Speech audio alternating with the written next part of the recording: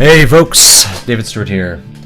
Having some very slight technical difficulties where my camera is not looking correct. Couldn't get it to show up on my computer here, so I'm going to look a little weird today. And that's not my usual quality look here for some reason.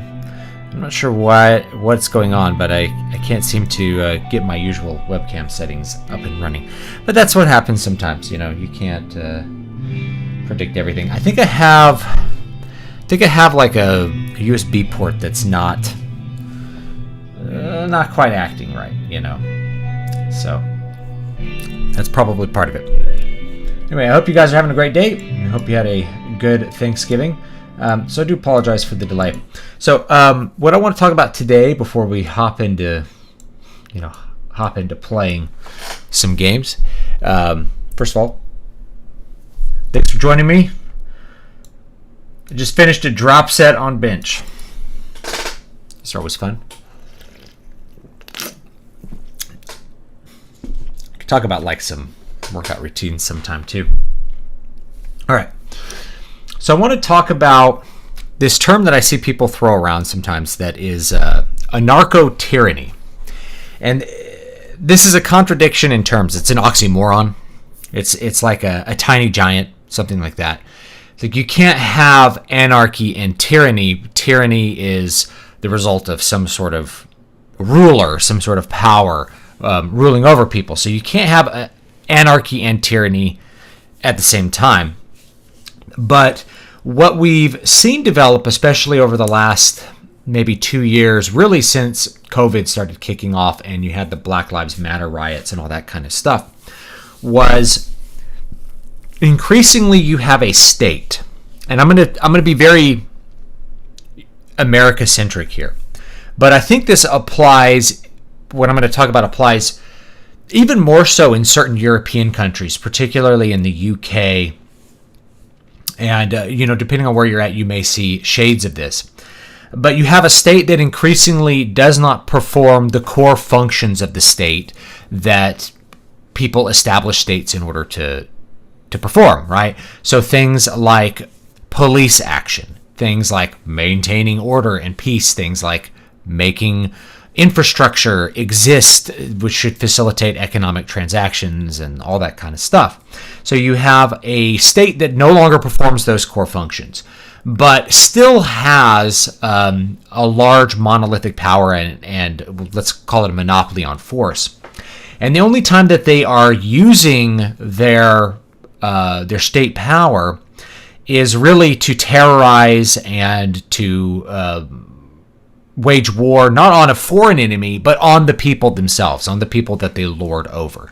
So the state, rather than engaging in the actions of state, which bring the normal things that we associate with state action, facilitation of economic activity, order, tranquility, justice, punishment of criminals, they don't engage in that. Rather, they use their power against the people itself.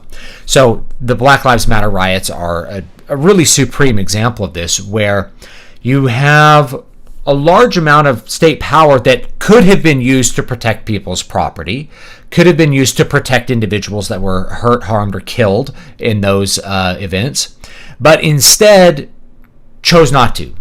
So they didn't perform a core state function. There was no National Guard called out to stop people from burning down buildings or looting, rioting, killing people, those sorts of things. And instead, they just allowed it to happen, and the state power was used against people who were essentially trying to replace those core functions of state on their own. So people trying to engage in their own kind of police action were subject to the force of the state. Now, the people trying to engage in those police actions are people that fundamentally would prefer to cooperate with the state. They're not revolutionaries or something like that. Rather, you look at it and you're like, okay, there's a riot. Our property is going to be destroyed. Let's do rooftop Korean stuff, right? Like the rooftop Koreans from the 1992 race riots surrounding Rodney King in LA, Why did they get up on the roof with guns? Well, to protect their property, because the police weren't going to do it. So the core function of police, which would be presumably to stop criminals or to prevent criminal activity or to prosecute criminals, they weren't going to do that. So you have to engage in some sort of vigilante action on some level because the state is not performing its core functions. So we see this with the Kyle Rittenhouse thing and various things that are, I think, similar to that. Is you have somebody choose to engage in the state action that's missing. So enforcement of law, protection of property, those sorts of things. And rather than the state allowing that to happen because somebody's doing the job of the state, they instead prosecute the people who attempt. It's kind of like the mob, right? You pay them protection money. Are they going to protect you? Well, they really are only going to stop you from protecting yourself. They're really only going to stop you from hiring someone else for protection because that would cut into their game. So it's much more like the mob at this point than it is like what we would consider a traditional state of any kind. So that's kind of what I think of when I think people are referring to anarcho-tyranny. What they mean is it's stateless when it comes to the core functions of the state. However, you will still be subjected to you're still going to be subjected to various kinds of state prosecution if you try to replace those functions of state with something else, either doing it yourself. And I think that was the case with the jogger. And I can know that the mainstream media's narrative is very effective because I see people like who are say right-wingers or Republicans, and they still refer to the victim in this case as a jogger when we don't really know, and it's likely he wasn't doing that. But the people who killed him were attempting to do the same thing that the police would have done. If the police had found somebody where they thought they weren't supposed to be, they would have used their force to lock him up or possibly kill him, right? And indeed, you could probably say that Black Lives Matter has some sort of valid complaint in that regard, and that they're able to, the police does that frequently. We just don't see it a whole lot, right? So they basically did what the police did, but they're not the police. They're not the people authorized by the state to use the state's force against people, and so therefore the state uses force against them. The police were never going to show up and run somebody out of the neighborhood that wasn't supposed to be there. The police were never going to show up and protect people's property. This has been that case for like a while now. It's that, someone's breaking into my car. What do I do? Well, you have to call the police. Okay, so in other words, I just have to let my car be robbed. Because the police aren't going to respond to that. If they do, they're going to take a long time to get there. By the time they get there, that person will be gone. So what is the action that someone would do to protect their property? Well, they attack the person who's breaking into their car. They go up and hit him in the head with a baseball bat or do something else with them. Hold them at gunpoint till the police get there. What do the police do? Well, they arrest you for holding someone at gunpoint. That's a police action, right? That's a police action. So that's the kind of thing that you can expect to ramp up. Now, we're still seeing it on a limited level, but I think in the future you're going to see more and more areas of state responsibility, or what we would consider the normal mode of the state, to decrease and decrease and decrease. They'll do less and less and less, but they'll still have the ability to tax. They'll still have control of money. They'll still have control of force, and they'll use that against the people themselves rather than trying to, having like the Pax Romana. It would be like the Roman legions don't provide any peace. They allow the barbarians to come in and sack your town, and then if you try to stop the barbarians, then they kill you, right? That's really where we're headed in this area. But you can see other things start to fail. The roads will crumble. They won't repair the roads. They'll raise taxes to fix the roads. They already do this, but it's going to get worse. They raise taxes to fix the roads, then they never fix them. I remember they were going to fix the 405 down in LA back when I lived there. And the project was supposed to take 18 months, and the project took something like 10 years to complete, just to like repave and add one lane to the 405. And in the meantime, like traffic in LA, which was always bad, was worse than it had ever been. while they engaged in 9 or 10 years worth of construction on the 405 for a project that was supposed to take less than 18 months. We have a train that goes nowhere here in California that's cost something like $100 billion. So a $100 billion train that no one will ride, a high-speed rail system that no one will ride because it doesn't go where anyone wants it to go. And I'm reminded of, I believe it was Romania, like under communist Romania, like when it was part of the Warsaw Pact or whatever. You had, okay, we're going to design a rail system, and you had a refusal to put a railway stop by a university because the wife of the dictator said, no, those lazy college people are fat and overweight. They have to walk. So rather than putting a stop where people really would want a public transportation stop to be, riding the train to the university where lots of people go, not just students, they didn't put a stop in there. The engineers secretly put one in because they knew that they would have to add one later when it was a big cluster. But there's like a famous railway station that basically it's like a really dangerous tiny railway station because they weren't allowed to put one in because the dictator was like, no, my wife said not to put one there. You get things like this. So you have the state that doesn't perform its core basic functions of providing infrastructure, facilitating economic transactions. Other people may step in to do it, and then they'll be on the receiving end of the state power. If you decide to build your own road, this is a thing. It's like, well, we need the government to build roads. Have you tried building your own road? You should try it. Just try building your own road. See what happens. Well, you can't get people to, even if you buy all the land, decide to build a road, all of a sudden the government will come in and be like, no, you can't just build a road. We build the roads, and it has to be this certain way, and we have to hire it to a certain contractor that we decide on, and all this sorts of stuff. You can't really build your own road unless it's completely on like isolated private land, and then you can build your own road. But that's just road that goes on your land. Like you can't build I'm going to develop a neighborhood and build new roads on it. Build roads going to it, and I'll buy the land. You actually will have a very hard time doing that. You'll have a very hard time building a freeway, too. All right, so let's take a look at the chat before we hop into some games. I'm sorry the camera, there's like a weird camera frame rate problem here, and I think it has to do, I'll work on it. But I can't work on it now because it's time to film, so to speak. So let's see here. I gotta check out what this camera looks like. Does this one have higher frame rates? Where is it pointed? It's pointed over here. Well, I can't even see it now. Oh, whatever. Okay. Let's see what we got here. You won't be surprised. I didn't even talk about the Cowboy Bebop skin suit. Yeah. The skin suit Cowboy Bebop live action adaptation was terrible. It's the first time in a long time audience and critic score were pretty equal. Yeah, everybody could see that it was bad. And you again, I go back to that video that I talked about. What's the point of adaptation? It's that fans are going to watch it anyway. So fans are going to watch it anyway. Is this it? This one I'm looking for? I think so. Yeah. All right. Yeah, the fans are going to watch it anyway. They're going to pay for it, which means you can do whatever you want with it. You can make it whatever skin suit you want, and then if people complain about it, you can just say that they're misogynists and whatever else you want to call them. Let's see here.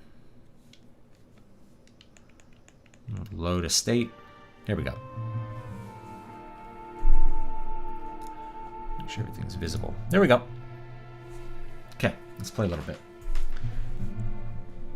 If the state refused to perform a core state function, then the state tacitly approves of what they refuse to suppress. Exactly. So they do. The point is to wage war on the people. What is the left? The left part of my D-pad doesn't consistently work for some reason.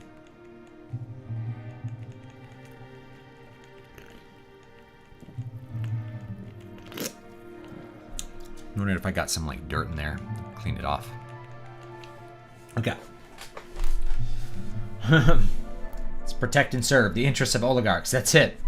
You know, and there's something valid to be said. Like the police, you know, they all the time will stop and clear people out of areas that they're not supposed to be in, or arrest them or kill them, and no one will talk about it. Locke could do his best. I have to remember. Oh yeah, what groups are we doing here? Let's see what groups we wanted. I think we wanted the two brothers in one group, like Sigma and Key. No, they're Chad. Someone told me that they have like a little bit of a thing together. I have anyone that can... She can heal. I don't think either of these guys can actually heal, but it doesn't matter that much. We'll put Blanca down in there.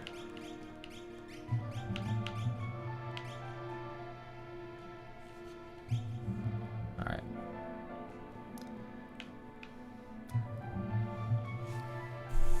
Grammar question. I assume church isn't capitalized unless it's a subject like Church of Christ. But what about if it's Christ's church? Do you capitalize the church in that regard? Yes. If it's the church, then you capitalize church.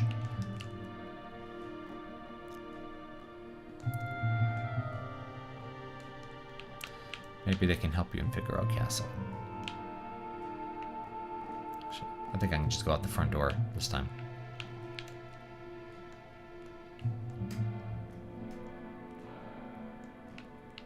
Alright. We have to help her. What's up, Brian? Do you have any favorite examples of magic in fantasy books? You know, I think Brandon Sanderson does a very good job of it in the Stormlight Archive. People like, you know, Mistborn's not bad. But it basically is like a, you know, it's all about the magic system, and I think it comes at the expense of this story with Mistborn. That's my opinion. Let's see if there's anything we need here. Anything we don't have.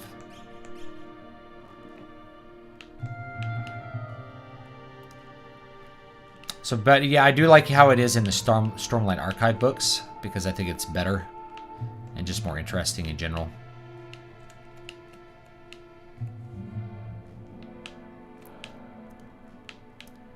Yes, the state is tyrannical to some people and lets others freely hurt the people there. Here in Canada, you can get locked up if the actions you take in self-defense are deemed to be more than necessary or excessive use of force. Yeah. Exactly.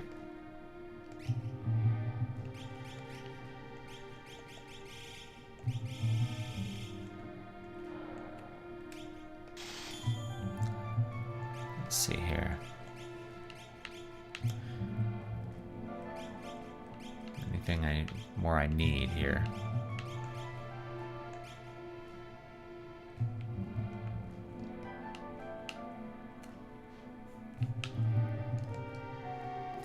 Figaro Castle could burrow under the desert and take you to Kolingen.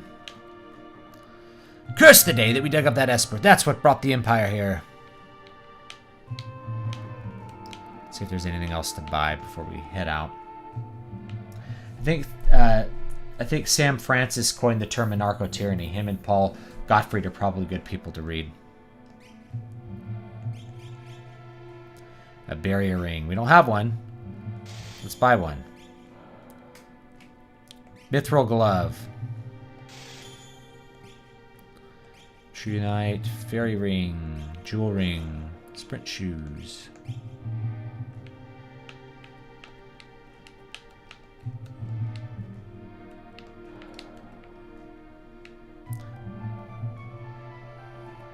Did the fans watch it, though? I don't see much discussion around it. Hopefully it will flop. I'm not sure what we're talking about. Which skin suit are we talking about, guys? Are we talking about Cowboy Bebop? Are we talking about Wheel of Time? I watched the first episode of Wheel of Time because I knew people would want me to do that. But also, you know, to plug a book.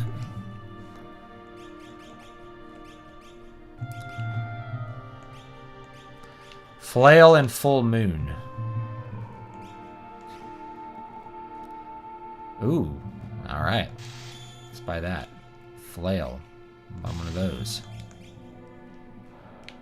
Sweet. Some of the Cowboy Bebop adaptation have the audacity to say they fixed the wrongs of the anime. They took a character who grew breasts due to an unwilling experiment and made him flamboyant. Yeah, they just made him, like, trans gay. Whatever. I remember that. But I didn't bother watching the show because, like, my audience doesn't... I know some of you care about Cowboy Bebop, and I liked Cowboy Bebop. But, you know, it's not the same as, like, Wheel of Time.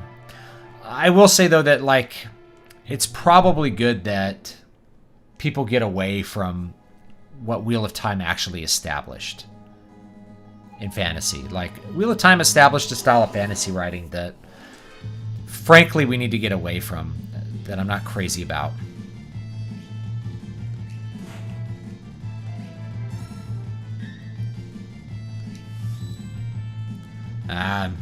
Messing up the Blitz input again. Let's try.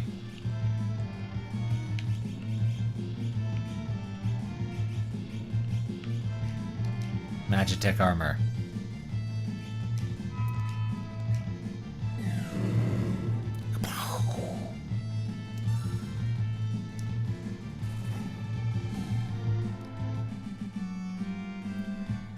In the US, is secession between red and blue zones inevitable now? We already live in two different realities, but we're still physically near each other. So the physically near each other thing is what needs to get sorted out. It's a big problem. I wouldn't say secession is possible. We saw what happened last time there was, quote, secession. Was you had the creation of an empire. Oh, wait. Can we go to Figaro here? The style of basically characters yammering on for pages and pages and pages and magic systems that have to be explained in gory detail like they're a technical manual. I mean, you do the same thing in sci-fi. You have like tech manuals that masquerade as books.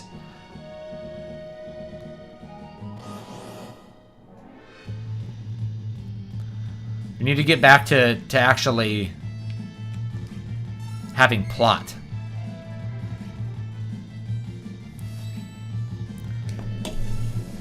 You know, having plot. Basically, you have these fantasy novels that are 200,000 words with 50,000 words worth of story. I mean, that's Robert Jordan's Wheel of Time, especially the middle books. Like, even the first books, which I like a lot, there's a lot of superfluous stuff in them. But by the time you get to, like, book 8, it's 90% not plot. It's 90% characters talking, and you figure out quickly you don't even really like the characters. And you don't care about what they're saying, and nothing happens. But you have that just kind of replicated on a larger scale with fantasy, with more, I don't know how to put it, you know, more thematic discussion of social issues of the day that don't matter. We need more Conan the Barbarian, basically. We need more Cole and Conan and Elric. We need a whole lot less Wheel of Time and Game of Thrones. What are your thoughts on movie adaptations that are virtually 100% copies of the source material but in a different medium, like Sin City? I like Sin City a lot. I think those are good. You're always going to change some things when you adapt it to a new medium. That's inevitable because the movies are like a visual medium and the books aren't. They have different strengths and weaknesses. But adapting things is like changing maybe how you tell the story. It's not changing like core components of the story where it's like, let's turn the main character into a gay woman and we'll change the race of everybody and we'll make everything different. It's like you end up with the Dark Tower adaptation, which isn't an adaptation at all. It's just a different story with the same exact name. You know, in other words, like awful. There we go.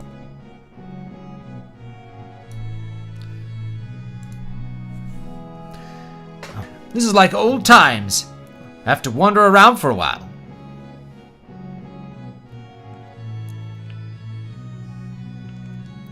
King Chad, welcome back. We sighted Kefka in the area. That girl, wrapped in a fireball, headed off to the west. What are your thoughts on the upcoming Amazon Lord of the Rings miniseries? You know it's going to be bad. Like, you guys know it's going to be bad. There's no question at this point.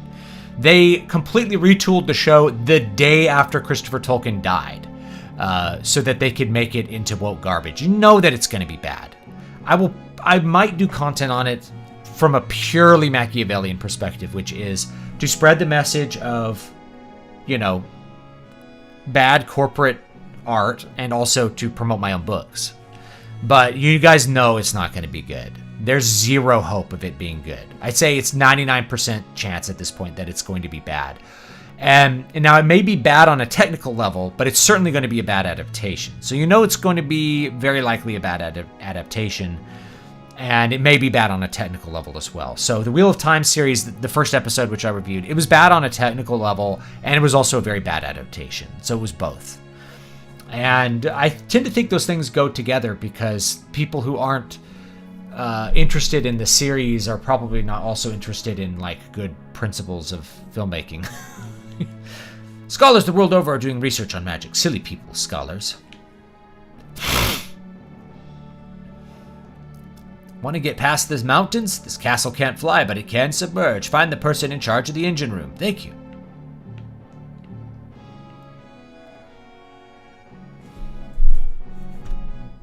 Yeah, the country Liberia was created by the United States for a place for freed slaves to return to Africa and have their own country. Must be tired. How about a rest? All right, we got to rest first. That's what he's telling us.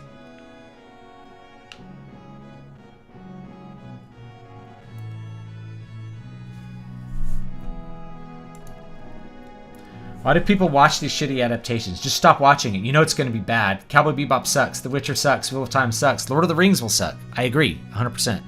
Why are they watching? Because people want to see their, you know, they want to see their imagination put onto screen for them. I don't know why. Or they root for, like, the success of their show. Like, they think having a movie made out of the book they like means that the book they like is good. And that it's successful.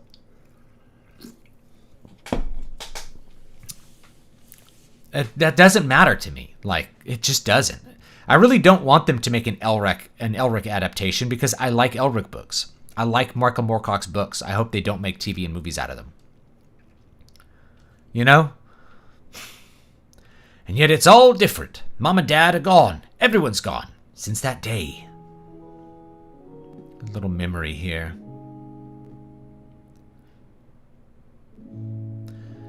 Tonight took a turn for the worse. No, you're wrong. This can't be. Matron, the king, he's...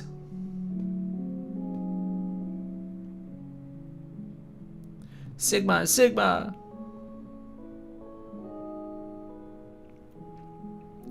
My father, I don't believe this.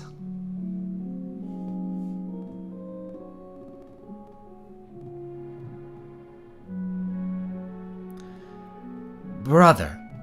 Wow. So, they went and told you.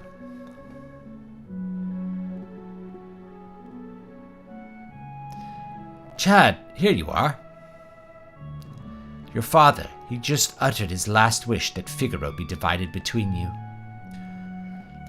This is nonsense. Everyone's saying that the Empire's poisoned Dad. And the only thing on your minds is who's going to be the next king? You're all pathetic!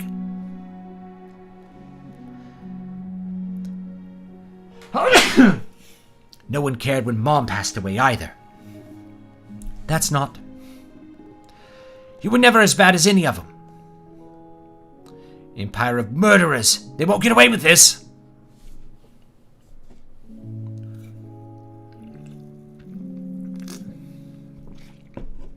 Matron, please leave us.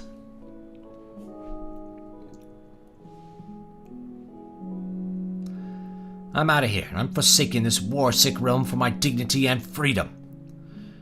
You said you were sick of it too, right? Freedom. What'll happen to this realm if we both leave? And what would Dad say? Sigma, let's settle this with a toss of a coin.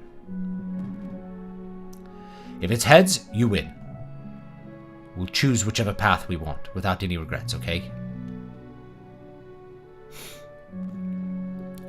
This is for Dad.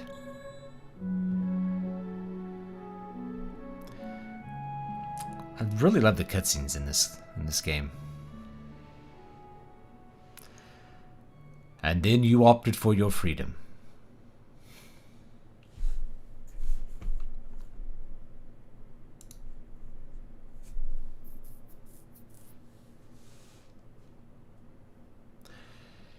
Oh, I know, Aaron. I know that they're not making Elric into a show. It's just, I know people have said, why don't they have an Elric movie?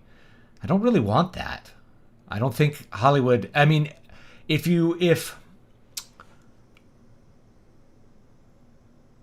John Milius were still around, maybe you could do that character justice, but probably not today. He's from a different time. He wouldn't make sense to modern filmmakers. They wouldn't know what to do with him. Even though he's like the like core seed of antiheroes, modern antiheroes. They just wouldn't understand him. It's been 10 years. The little shrimp's grown into a whopping lobster. And you're a king crab.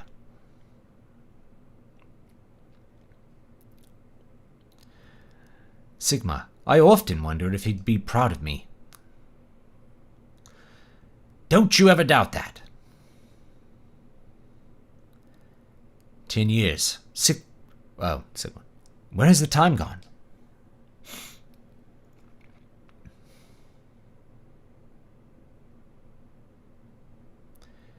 Here's to a couple of confused grown-ups.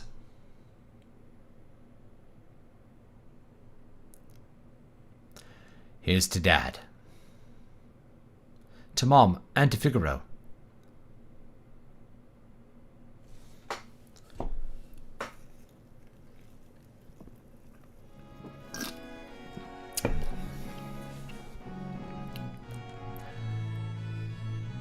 I guess that was the extra little cutscene we got with the both of them. That's cool. The Chad showers his attention on women. Most are too smart to pay any attention to him. Ah, King Chad! I love that. Oh, King Chad, you're there. Okay, thanks. Who'd have thought a person could fly over a mountain range?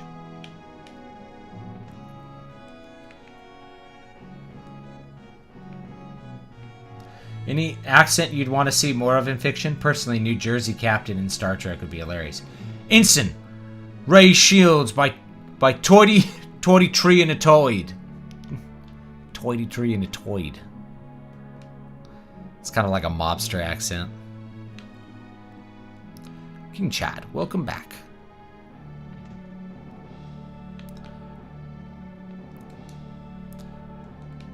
Every bit an adult now. I remember that time so vividly. I was so angry. I learned something important on that day. I want to marry the king.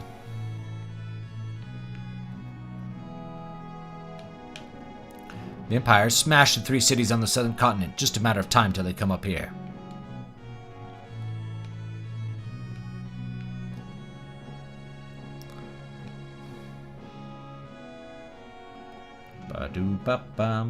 What's your opinion on Crowder? Is he a Shapiro-type grifter or more of a genius-type conservative? A genuine type of conservative. I think he's very genuine. But, you know, I don't find him very funny. Because he's kind of like a one-note trumpet, you know? So I don't watch Steven Crowder much at all.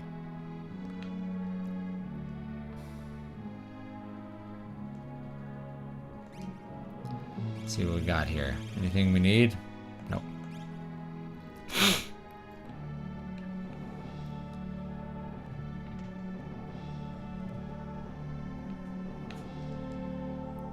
I can't take money from the king.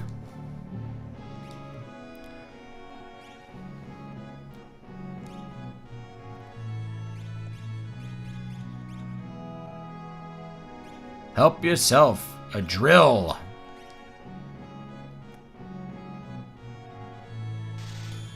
Let's buy all of these. Blinds multiple enemies with the tools command. Gases multiple enemies with the tools command.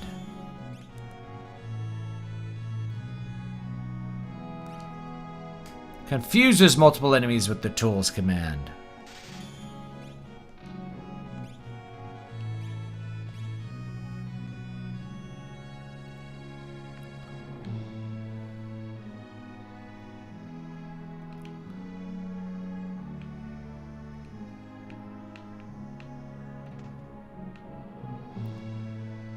Yeah, grifters don't tend to run headfirst into getting suspended by YouTube since it would hurt their revenue. Grifters play it safe, like Ben Shapiro. I play it safe too, but you know, it's difficult. You know, I think Crowder is a genuine person. I'm just not interested in his content personally. You know, that's all. There's lots of creators that are like that I don't watch, but I think they're fine.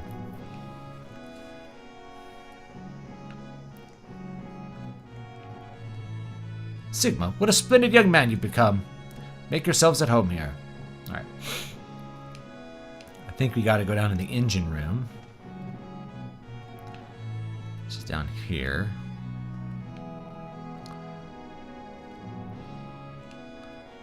Is it over here? I'm trying to remember. No, I don't think so.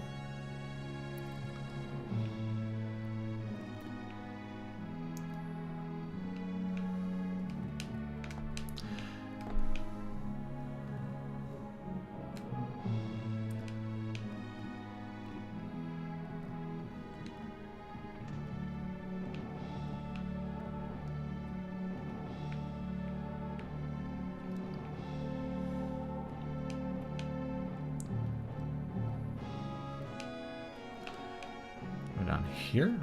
Aha! I got the jail here. Stay away from him.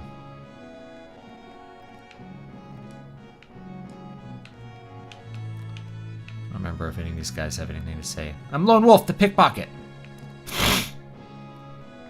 And we gotta go to the other side. Problem with political commentators playing it safe is to stay platformed as they can't say anything true. There you go. That's correct too. Lots of requests with this month. If it's your wish, I'll take you beyond the mountains.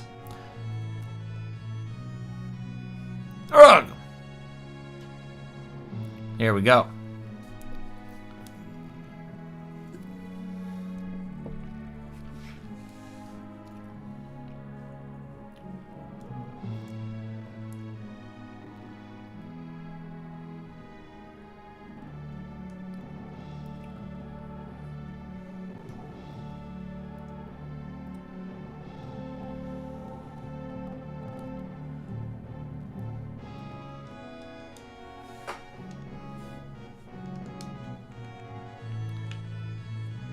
That's dangerous. It's dangerous. Yes, I live for danger.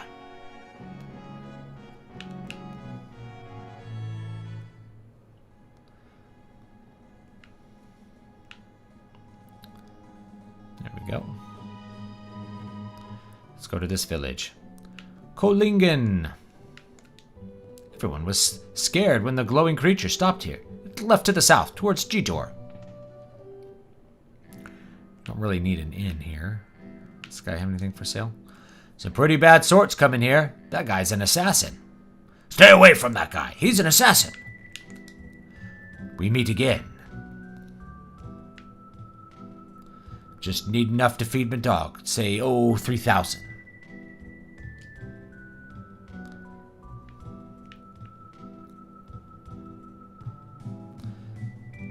Get Vanta in the party, why not?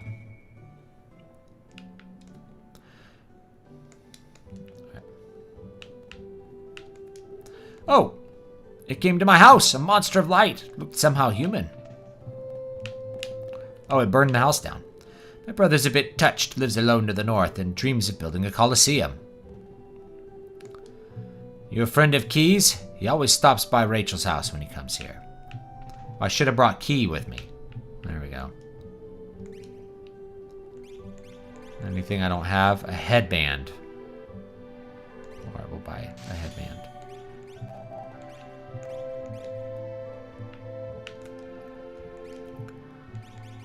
Oh, we don't have any revivify.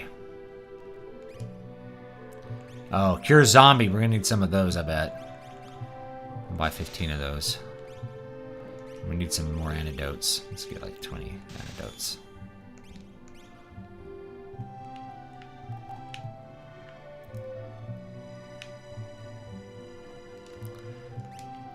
Air. Ooh. I don't have a fire skein. Or any of these.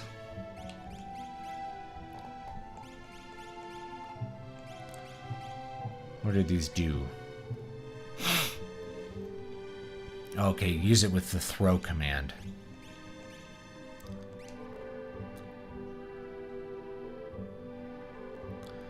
Makes thrower transparent. Okay, interesting. Well, we'll buy one. Maybe I'll use it. I don't know. Probably not. I never use the throw command. I'm like, I gotta save my stuff. Gotta save my stuff for when it counts. A girl named Rachel used to live in that house. Now it's deserted. Oh. This would be, might have been like a sad moment where we'd have Key talk about something.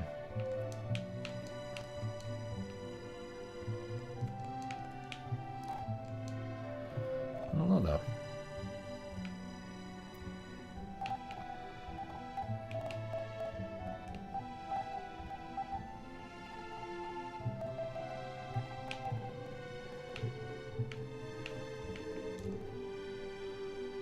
My dream is to see an opera at the Opera House south of Gidor. I'd wear a sequin dress and bring a handsome escort. Best stay away from the house on the eastern edge of town. The old coot there spends his days mixing curious herbs. I heard he keeps ghosts under his house. Well, get out of the way. That's exactly where I want to go, dude. Out of the way! Oh. You can't get in this way. Okay.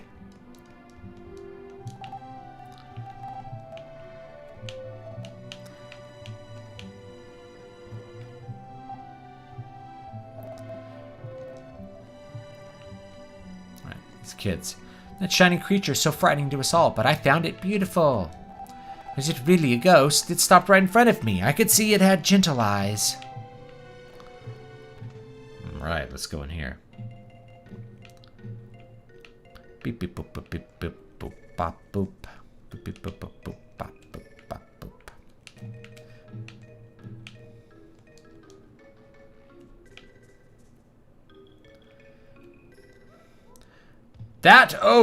That's Keys. Dear me, almost spilled the beans. I should have brought Key with me, huh? Is that it?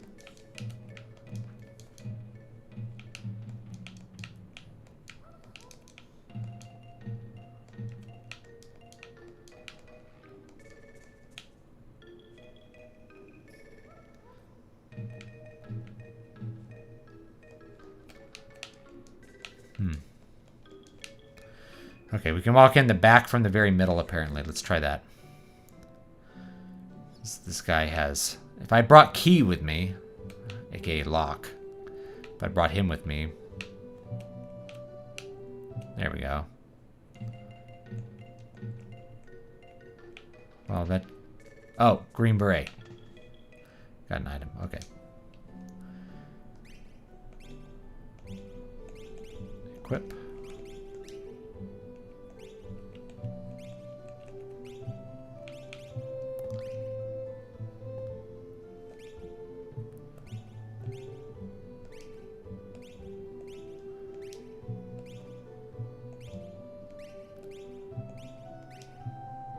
Get a buckler. All right.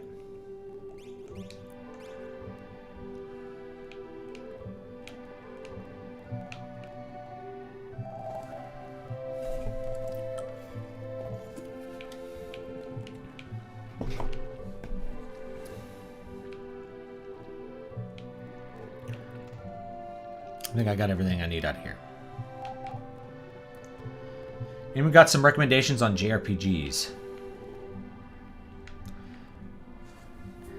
There's a gigantic backlog of great JRPGs out there.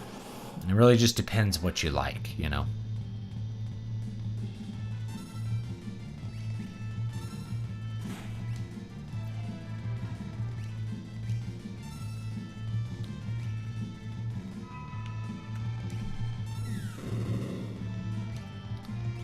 Let's see what... Auto crossbow.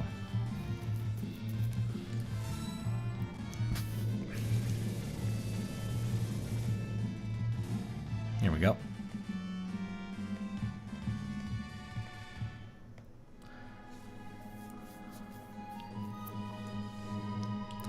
What's up here?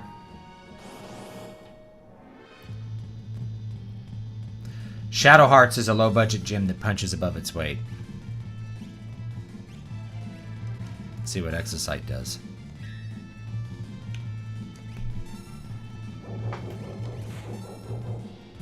Wow, that dog hits hard.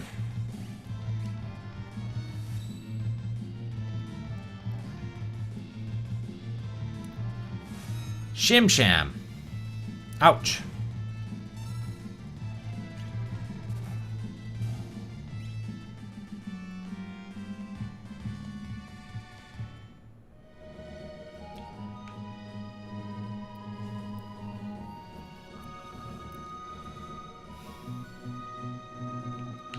I think there's something up here. I think it's the guy's brother. Side attack. Let's try Poplium.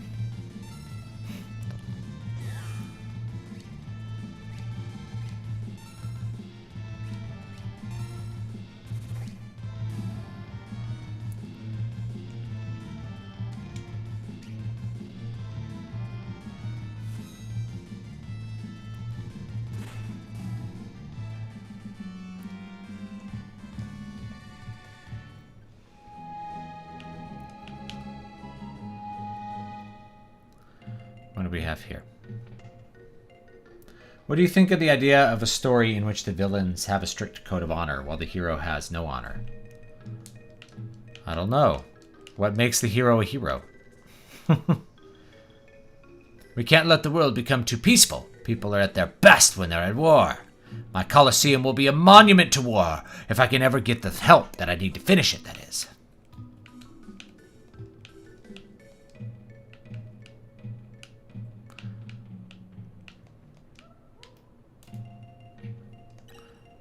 Hero ring. Alright. Let's see what we got here as far as relics go. What's hero ring do? Raises fight and magic damage. I want that. Hyper wrist.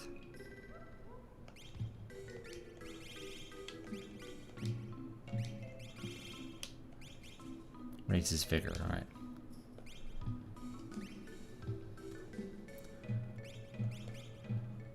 I kind of don't want to equip Vanta with anything because I think he leaves.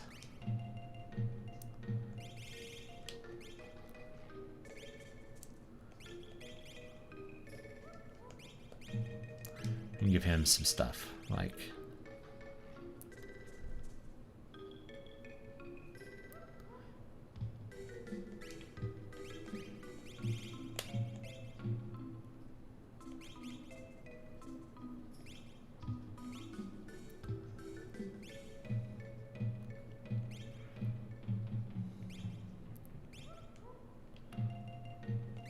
Mithril glove. We'll do that.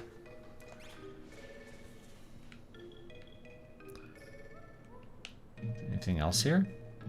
I don't think so. It's just like a hut. Alright. Interesting little jaunt off to that side.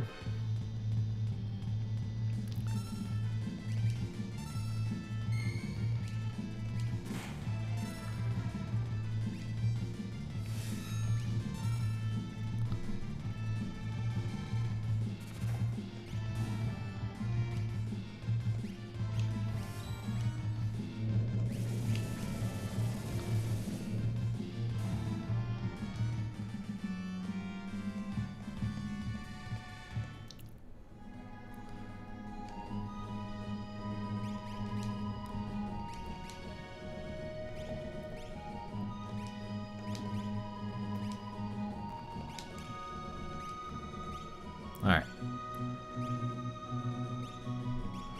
Need some of those tonics.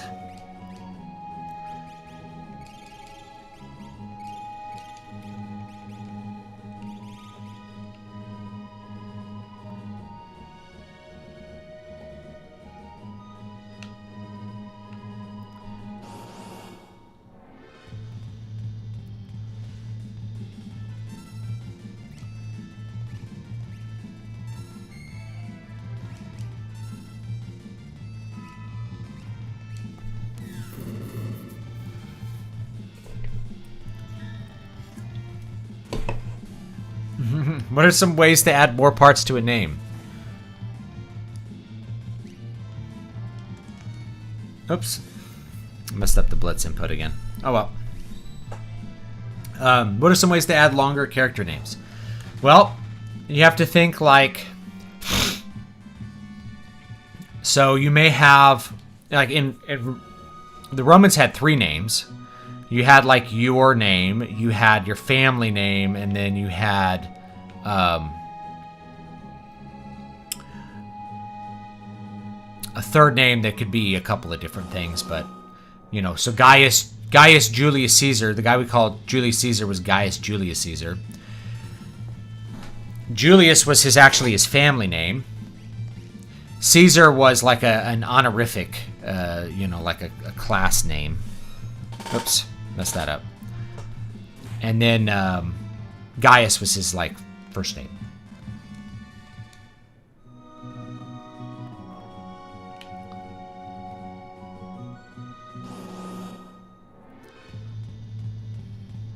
You could have names that are your father's name,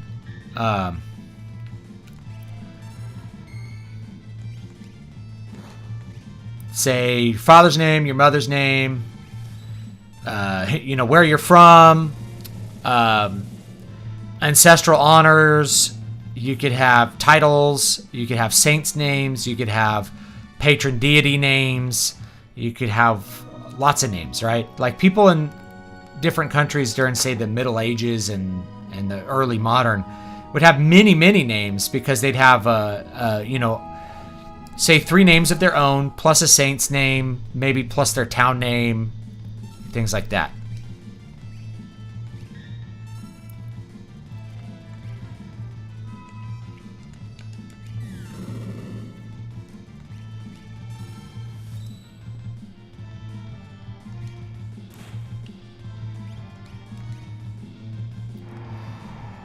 Oh no!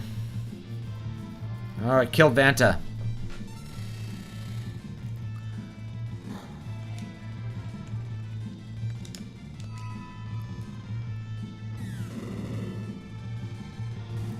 There we go.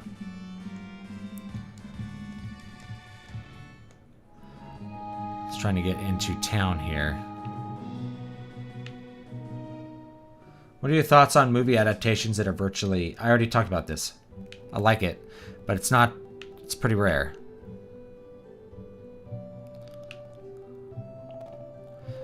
Sin City was definitely stylistically pretty interesting. 300 is a very close adaptation.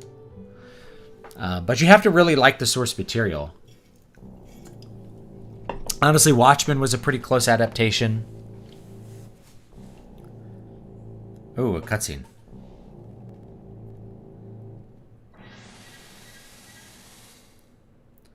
What is this? Clyde!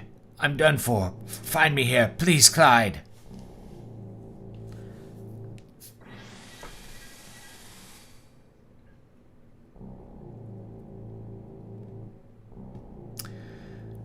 One of my very favorite JRPGs that a lot of people missed was the Golden Sun games on Game Boy Advance. You know, because it's a mobile game. A lot of people weren't thinking like that, but they're great classic JRPGs, great stories, just great combat systems in general, amazing aesthetics, wonderful music, some of the best. Really, the best. All right, now we're gonna go south. Go ahead and save the game, make sure.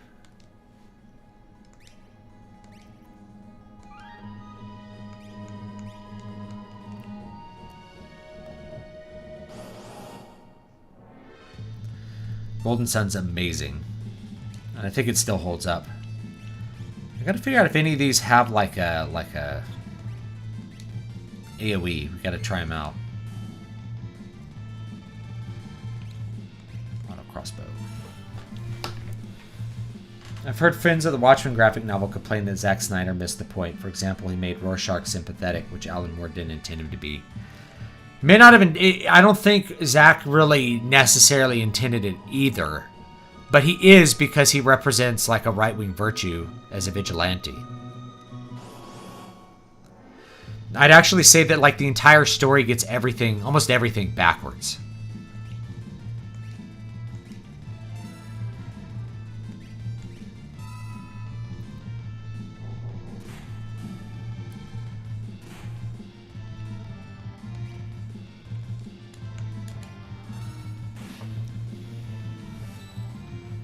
Oh, I'm not doing that right, apparently. I gotta recheck my suplex.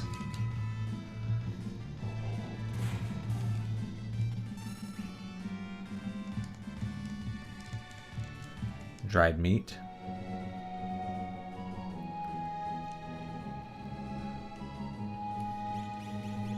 Golden Sun was made by Team Camelot that usually did like really dumb like sports games, but then they made the Golden Sun games, which were amazing. Take it easy, Jared. Have fun at the birthday party. Oh,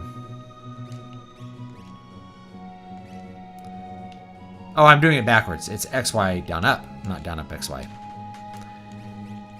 Let's see what this guy's got for rage. Does it explain these? Nope. I think you could find more of them, but I just didn't bother finding more of them. How is vigilantism a right-wing virtue? Because it's non-centralized government. It's non-state. You know, it's executing justice directly rather than choosing to go through a state. So at least modern right-wing.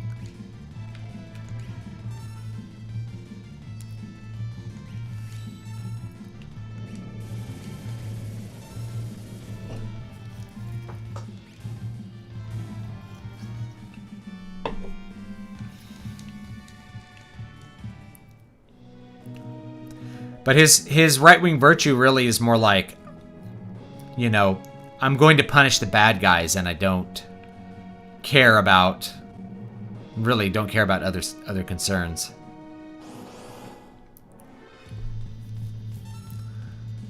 You gotta farm rages at the Veld. I didn't want to do that. That's boring. Especially because I don't really like this character, but, you know, I don't know. Let's see what Hornet does. I don't remember. That does pretty good.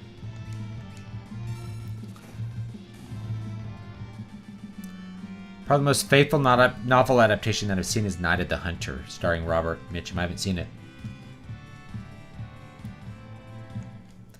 Yeah, also pursuing relentlessly the truth and or justice is right wing. It's really God, King, and Country too. So caring about your fellow man. He's principled. I mean, it's interesting that now it's pretty much basic for us to think of like right wing means principled, left wing means no principles. But that's where we're at.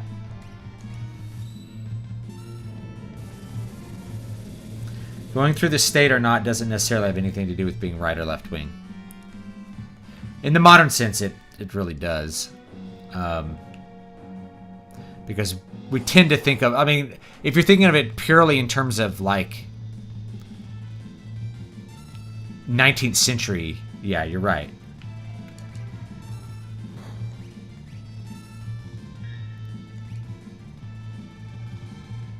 Let's see what Rhinotar does. It looks like fun. If this doesn't just kill everything. It did. My job here's over. Well, thanks. I've earned my fee. Ta-ta.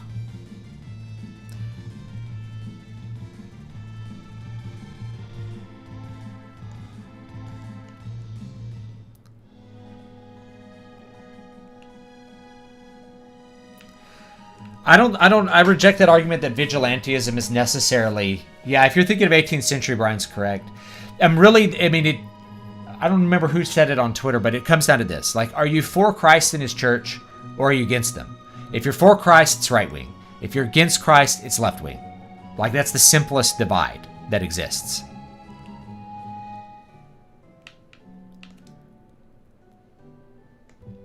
So if the state is doing things in accordance with natural law or with God's law, really, then that's good. If it's doing things against that, that's bad. And therefore, having posses and stuff like you had in the Old West, which is vigilantism, was necessary to execute justice because you couldn't rely on the state to do it. If the state is not going to do it, then it would be good for someone else to do it.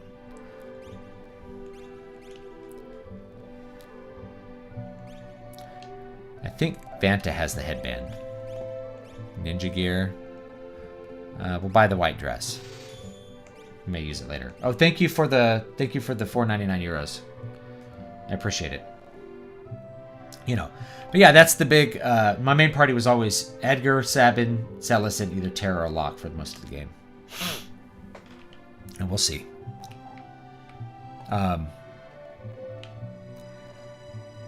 Yeah, so the basic divide is: are you for and against Christ and his church? If the state is against Christ's law, then you need to be for it, even if the state is against it. But I think we're so used to thinking of the state as inherently a totalitarian left-wing government, then anything anti-government is automatically right-wing at this point. That tends to just be like the default position. The poor people have all left here for the mountains to the north. There they built a town.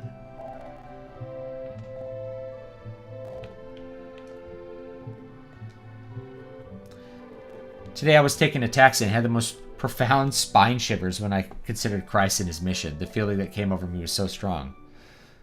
That's cool. Secular version: if it promotes weakness, then it is left wing. If it promotes strength, then it is right wing. Strength to do what? You know, is the real question. Strength in itself is not an end. It's just a means to achieve an end. Bunch of liars up in Zozo. Never can trust them.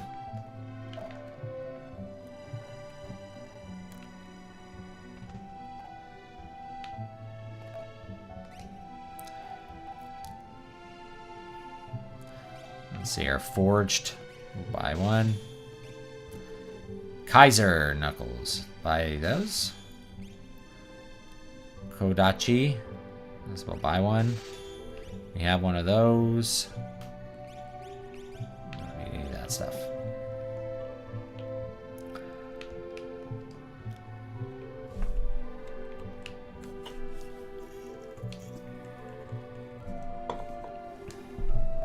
Let's see what I went in here. Let's see what's in here. I mean, you can see Marvel trying to get away from vigilantism, which is basically what heroes are, is they're vigilantes in a fallen world where the state doesn't perform its core functions. They don't like it because it implies things that they don't like, which is that the state, that the state is non-functional.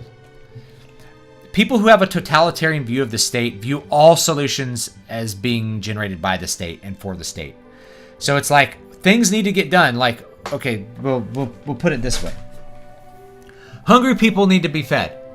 So the person with the total view of state thinks in absolutes about that. We need to end world hunger rather than you need to go feed hungry people as an individual. It's all the mode of operation is within the state. It's within this totalitarian system that is controlling everything. So the focus on the state is really tantamount to the left because all their solutions must come through the state, not through the individual. They're completely collective. And if you have that total view of state, then you're not going to view yourself as being individually responsible for anything. It's why they always talk about democracy and this and that, because controlling the state is of utmost importance, since you have to think in terms of religious absolutes. And they do think of in terms of religious absolutes. And here's the big contrast. So here's the religious contrast between left and right. The left still has a religion. It's an anti-Christian heretical religion. A Christian says, I want to help someone in need, and gives them food as an impetus. I'm going to give something to somebody who needs it. I see a need. I'm going to, and I have the ability to alter that need within my sphere of influence. I'm going to do it. The leftist thinks the opposite. There's a hungry person over there. Let me start a state program to end hunger so that there will be no more hungry people. The poor will always be with us. So what's the difference between those two? One person sees the hungry person and feeds them. The other person, because they see, I can, as an individual, act in a virtuous way, in a Christ-like way, and feed this hungry person. The other person says, there's hungry people, I know they exist, so I will use the state to try to end all hunger forever. They think the same things with equality. Oh, I see somebody who's being discriminated against because of the color of their skin. If you see that, see, one of the things about talking about discrimination is like it's invisible to most people because they don't see it in their normal sphere of influence. This person's being discriminated against. I'm going to do something that will help them. I'm going to do something that will, support them in some way. That's an individual exercise of virtue versus, I think that there might be discrimination somewhere and we should start a state program to end all discrimination and all racism everywhere forever, always. And then, of course, it never happens because they're thinking in religious absolutes. They're trying to make the kingdom of heaven exist on this earth, and they believe they can do it through the state. That's the communist religion, in a nutshell. I agree, Kai. I think left-right is kind of an outdated concept. You know, we keep talking in terms that are old and trying to attach new meaning to old terms. You really need to come up with new terms. This is the auction house. A bunch of yokels inside. Today's auction is over. What are they auctioning? Oh, how could I refuse those cute little eyes? Let's buy lots of stuff today, too.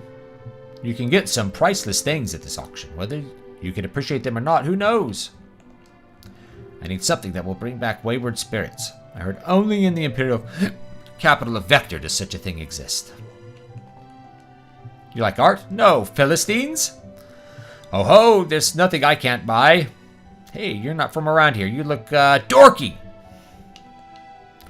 First time I've been here. This ain't the kind of place a poor person usually comes. This is one of those Woolseyisms. Is it Woolsey or Woosley? A girl wrapped in fire set off to the mountains. This region is very class-conscious. In the south parts of town live the middle classes. The rich folks live to the north.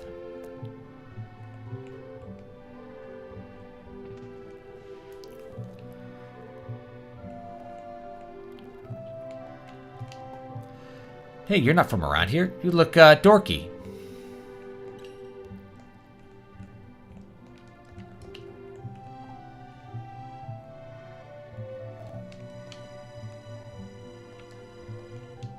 Picture of an old urn. Looks awfully familiar. Picture of a lovely lady. Yeah, now on a CRT that would look much more like a woman. Just saying. Ah, some armor. This looks ancient. It's a bucket.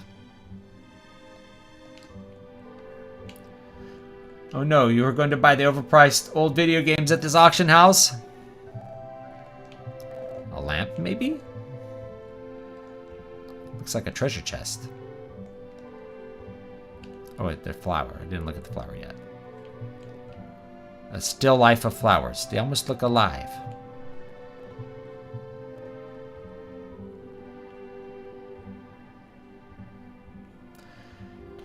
Did you hear about the new comic book X-Men Green? It has a vigilante member of the X-Men murder a grocery store owner because a bag from his store smothered a sea tortoise. Okay, a sea turtle. Yeah, I saw this. So I'll maybe I could bring it up, but anyway, here's what was really silly about it. There's multiple silly things. First of all, oh, there's a bag from this grocery store ended up on a turtle. I better kill the person who works at the grocery store. All right, well, that's insane. Zozo, watch out for the people there.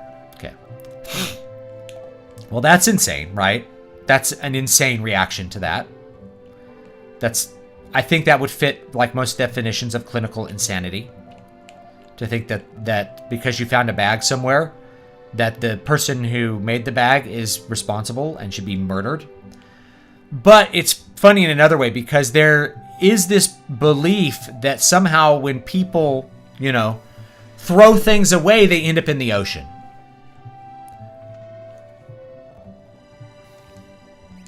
Anything I don't have? I don't think so. All right.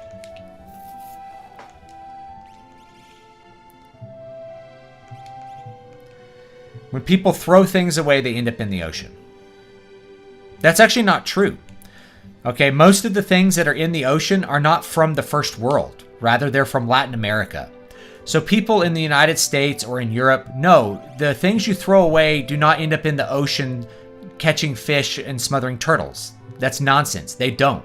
But you go to somewhere like the Monterey Bay Aquarium, which I go to pretty often because I don't live that far from Monterey. And they have all these exhibits dedicated to making people feel bad about their garbage. When in reality, their garbage doesn't matter. Their garbage does not end up in the ocean. Because they're not engaging in anything like that.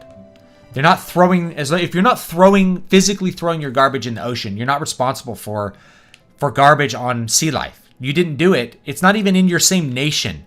These are practices from like Latin America, from like south of Mexico. Mexico and Central America and northern South America. Try stray cat.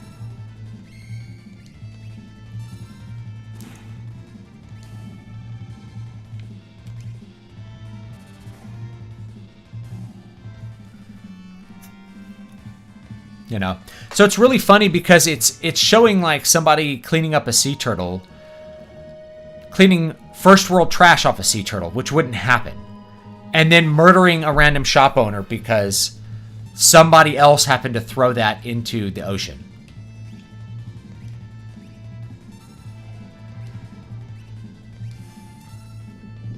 Or poisons a random guy.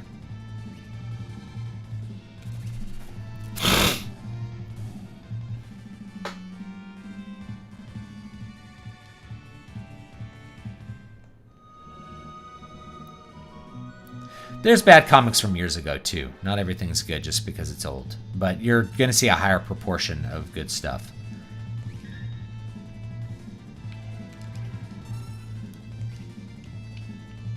Let's try...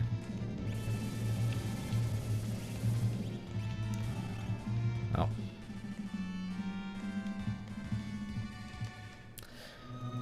Yeah, so anyway, the person who made that comic is so utterly detached from reality, they have no idea like what they're doing or why. Here's the opera house. The opera house is closed. Well, shoot. I think you get to like watch a song later on. Gotta go north into Zozo. She also kills oil pipeline workers for doing their job. The X-Men have to arrest her, but tell her that they secretly agree with her. At the end, they let her escape. I believe it.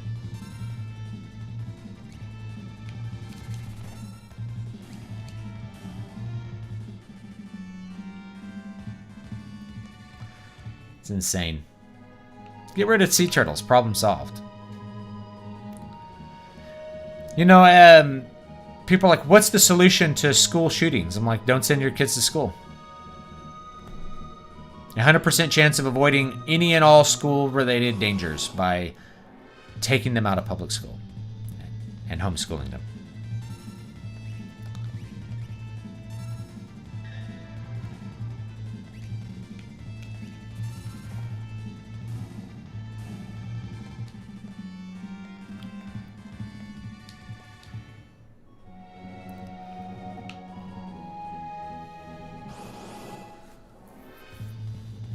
I went to Canton, Guangzhou, China, and I saw people throwing garbage bags into the river. Asia is a big contributor to ocean garbage as well. Yeah, I've heard that as well. The Soviet Union used to just throw like toxic waste into the ocean.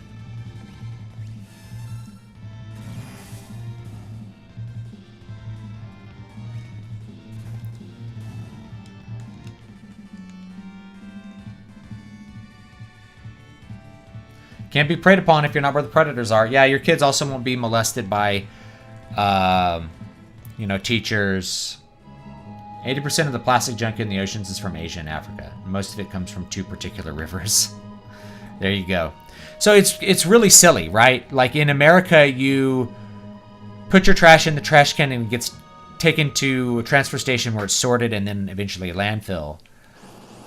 It's not thrown into the ocean. Whoa!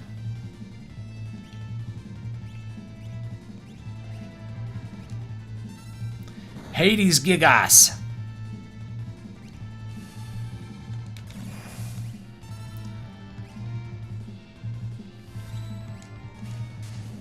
Suplex. Magnitude 8. Oh, he cast like an earthquake as he died. We gotta heal up.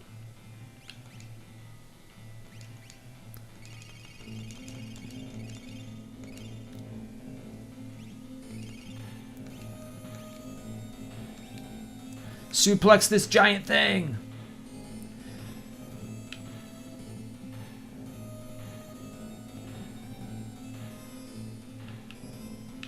It's not Bitcoin's fault that Bitcoin failed. It's not a design problem. It's a human problem. Great people here.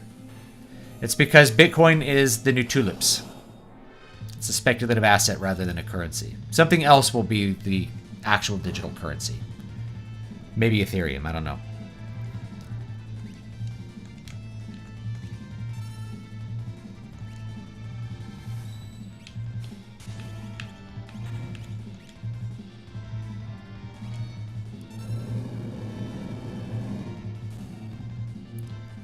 Every time he dies, he casts that stupid earthquake.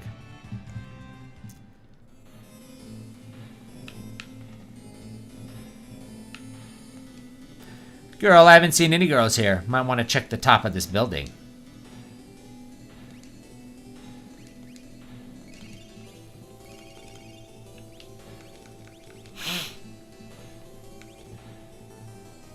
Predators go to where the prey is. Slam Dancer.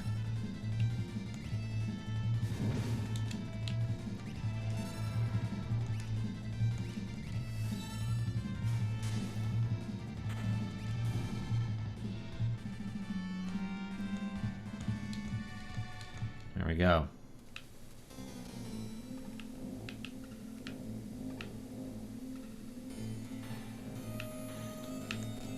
Phew, how long are we gonna have to do this?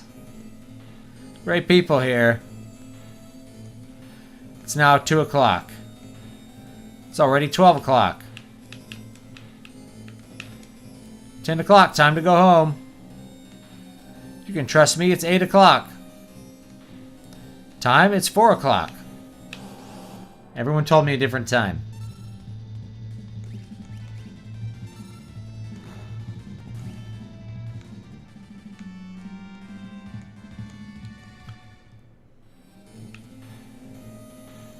Okay, guys, get out of the way.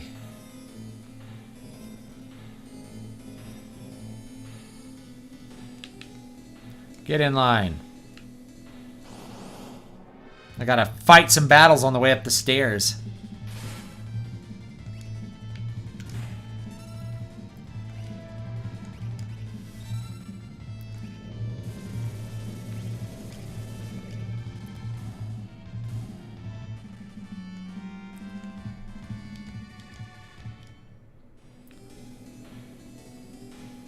Come on, get out of the way.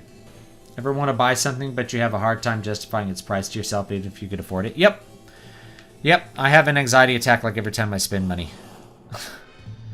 It's true, like years ago I bought a TV, I bought like a new TV, and I couldn't sleep that night because I had spent money on the TV even though I had like a lot of money in the bank at the time, you know.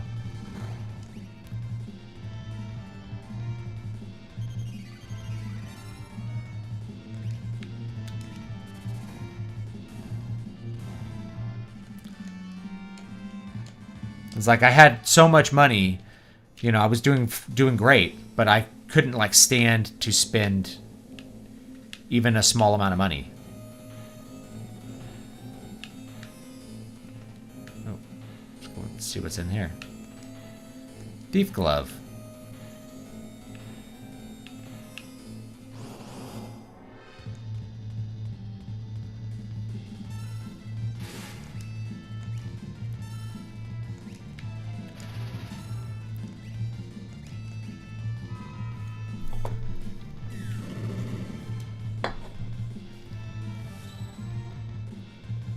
Current TV I bought 11 years ago, almost 12. Still works just fine.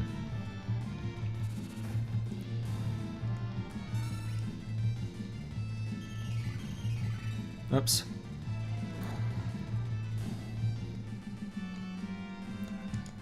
There we go.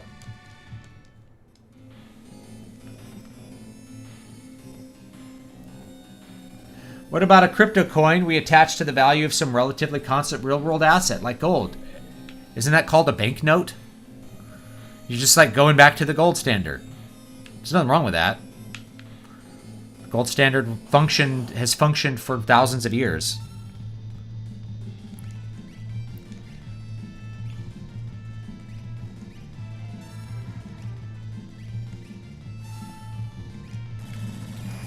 The point of Bitcoin is to, facilitate online transactions. As an end-all, be-all, that's not even what it was designed to do.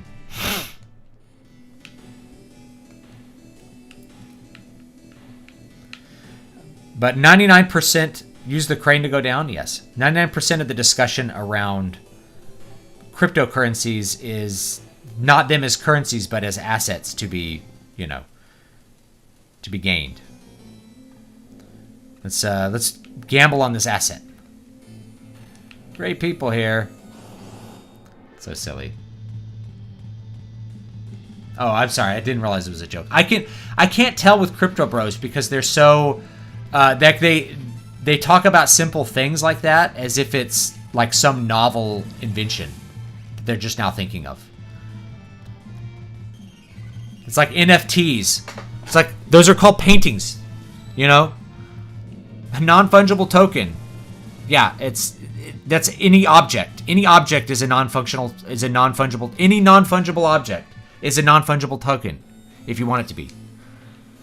Like I need to get into non-fungible tokens, like making them, just to get in on the grift before like it goes belly up, because it's ridiculous. You don't even own it's a JPEG. Anyone can copy it. All you have is a receipt that says you paid money to someone else. That's what NFTs are. So I was thinking of doing some NFTs of like some maps, like fantasy map NFTs. I'll draw a different map every day, sell the NFT for some overpriced amount of money, and put it in the bank, and someone can own a custom map of whatever they think is cool, since I do all these fantasy maps for my books. You know what I mean? That was my idea. Oh, you probably can't see that. Here, let's there you go. Fantasy maps. I can hand draw them.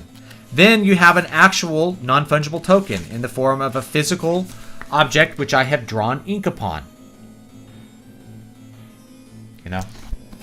I draw my own maps. I love to do it. And then there's a map behind me. That one. So yeah. NFT, bro, it's really exciting. Me, but what is it? I'm like, I don't know, but I'm paying money for it, and then I think I'm going to be able to sell it for more money later. That's crypto bros in a nutshell. They don't really care about what things were designed to do or what you can do with them. They're just like, I buy low, sell high. But what they tend to do is buy high and then not have any money, because they don't quite realize that, especially with crypto stuff this year and last year, was basically people hopped in on it as a kind of a Ponzi scheme. So that they pumped it up. They told everyone to buy Bitcoin, and then they held on to their Bitcoin and then sold it at 50,000, and then it dropped down to 25,000 within like a day or whatever it was. Oh, it's a totally stable currency that loses half of its value in a day. That's not a stable currency, guys. It's not a currency at all. That's what happens with a speculative asset. Now, there's nothing wrong with that.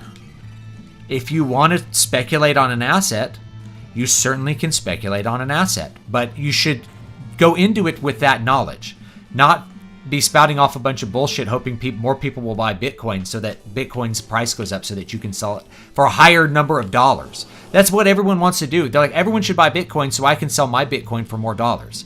Here's a Bitcoin billionaire. What did he do? Oh, well, he sold his Bitcoin for dollars. Oh, well, that certainly makes Bitcoin a currency. Not. It's just another tulip. And again, it has nothing to do with how Bitcoin was designed. It's 100% how people treat it. It's what people do with it. Now, once people decided that it was going to be a gambling asset, then it really stopped being used as currency. You'll notice that like Ethereum, as far as online transactions, Ethereum pretty much replaced it. Why? Because that one wasn't speculated on as much.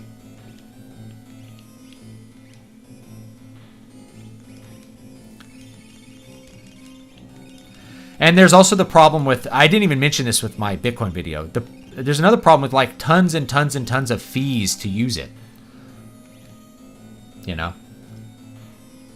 Crypto bros and NFT bros both respond to all questions by evoking blockchain as some kind of magic incantation. Blockchain's like a record of transactions, which is great if you're using it as that. That's what an NFT is. It's a receipt on the blockchain. Woo! It's a record. You have a digital record of what you did. That's great. But it doesn't really do anything.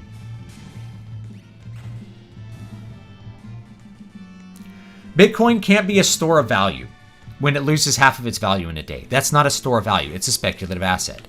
There's a difference between a store of value and a speculative asset. A store of value is something that maintains its value, not grows its value, but maintains its value. Speculative assets, you hope, will grow their value. Now, will it hold its value better than the US dollar? Maybe, but that depends when you buy and sell it because it's a speculative asset. It really depends where you buy and sell it. So if you buy and sell it, if you buy low, sell high, then you can pretend like you did that, like you stored an asset. Or, you stored your value. A real store of value is probably something like metals or bonds, right? Or I've heard this too, a hedge against inflation. Well, a hedge against inflation is to bet against, it's a low value return thing like bonds. Low return, but it's a place that you know that you're going to get your money back and probably beat most of inflation. That's why bonds are considered, a hedge against inflation. Versus a speculative asset that could gain lots of value or could lose all of its value. You don't know.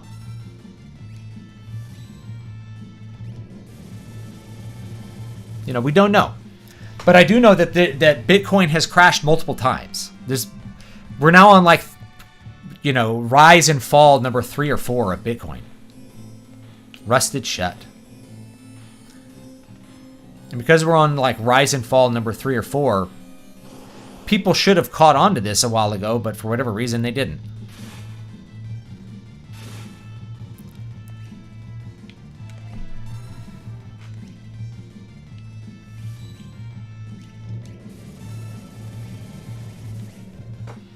Have you looked at the BTC price chart? That should answer your question. Yeah, it goes like this.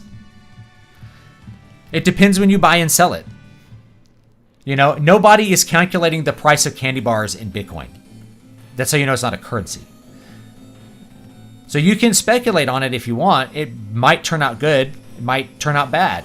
It depends when you buy and sell it. The people who bought at 50,000, not really making a whole lot of money, versus the people who bought at 10,000 and sold at 50,000 after spending years pumping it up online and convincing people to buy into Bitcoin, a thing which literally doesn't produce anything. And one of the ways it's a speculative asset versus like a stock. A stock is an equity in a company. The company produces a product and hopefully gains a profit and you get a return on that. Bitcoin produces nothing. Rather, it's purely a consumption of resources when you get down to it, because you have to spend all kinds of power to generate new Bitcoins. So it's a way to, at best, a record of the amount of energy you put into making a Bitcoin. I shouldn't say at best. At best, it's, it's a gain for you.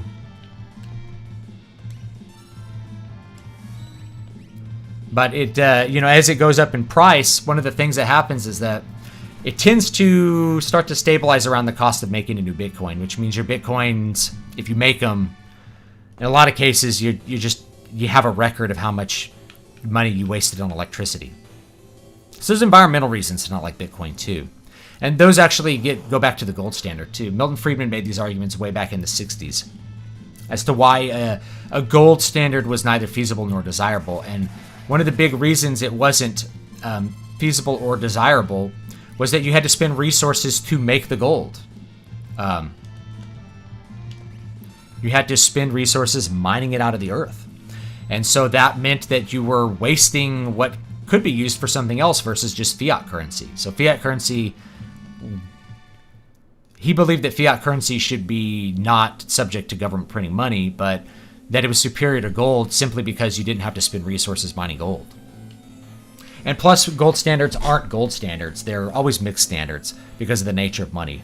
The total quantity of money is always currency plus deposits, because you basically amplify money by depositing it in a bank. It has to do with fractional reserve banking system.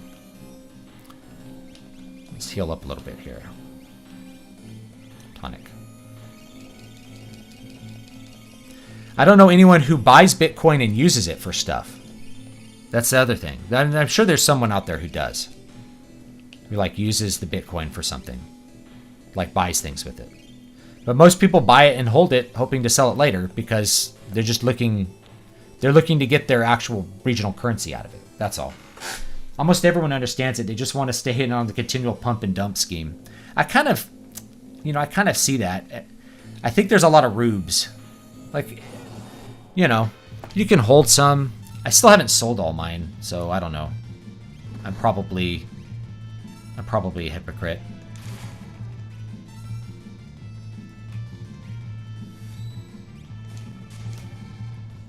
Suplex this Hades Gigas.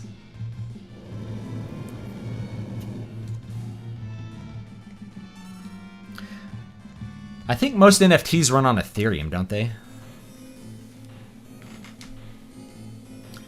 The problem with looking at the log chart from its inception to now is that when we were mining Bitcoins 12 years ago, it was to buy pizzas.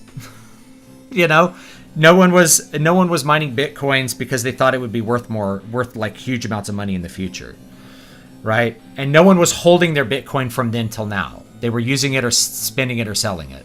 So people did not create it 12 years ago with the idea that it would gain value versus creating a company with the idea that it's going to gain value. So nobody's been in it that long. At this point, every time you see the price plummet, it'll plummet there'll be a big sell-off, another big sell-off at some point. And eventually, maybe people will wise up to it and you won't have this kind of pump and dump. Or what I predict is that the government will start to either make Bitcoin illegal or just so heavily regulate it that you just won't be able to use it the way it was supposed to. You won't be able to use it for anonymous online transactions, the things that we were really excited about 10 years ago. You just won't be able to do those things with it. It's monetary energy.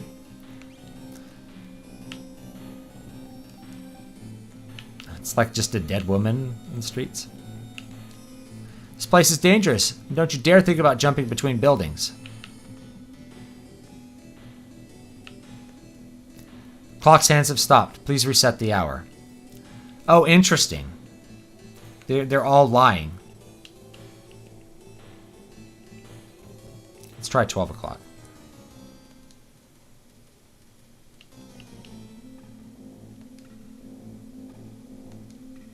Please reset the second. There's a puzzle here. Didn't reset the clock. So if we figure out the puzzle to the clock,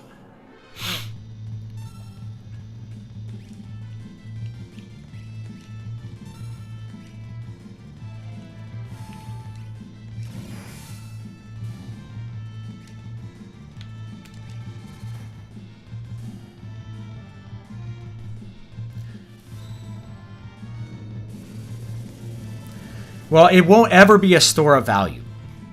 What'll happen is it'll be regulated as a security, which is, well, maybe at that point it'd be a store of value rather than a speculative asset. Yeah, the only people, this was the case 12 years ago. The only people who used Bitcoin 12 years ago were drug dealers on tour, on Silk Road and stuff. Only criminals used it. That was like the only people I remember using it early on because it was anonymous. And like, and then the FBI actually used the blockchain to like catch people with it too, which should give you a little bit of pause.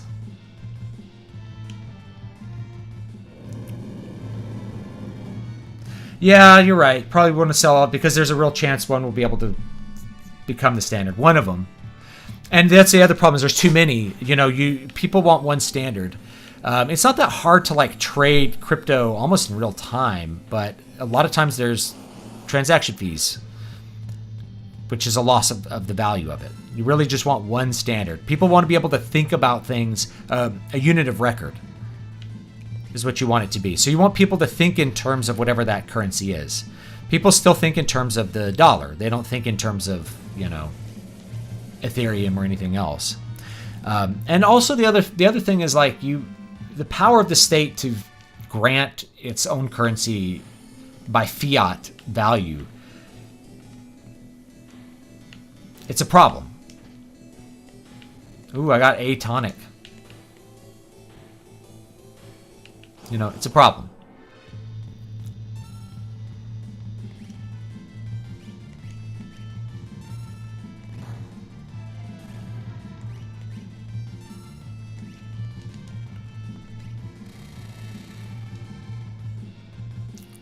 Suplex.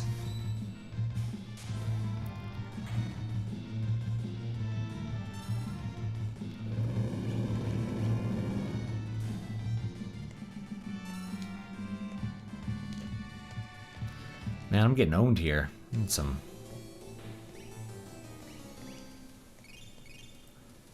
Should have bought more potions.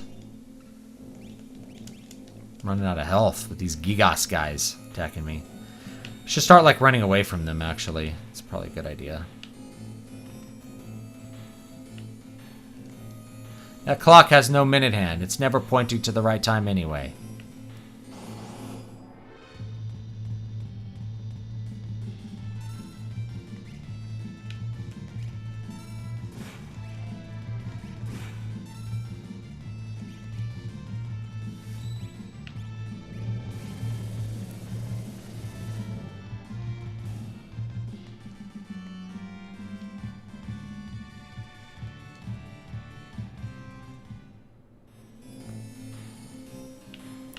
Yeah, that was the big joke forever ago, was like you only used it to buy and sell pot.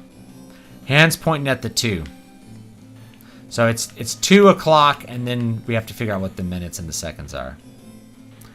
I think I'm almost out of time for the stream though, so we'll do what we can here right now. It's a weird little modern town. Little skyscrapers. Garbage. Right, exosite.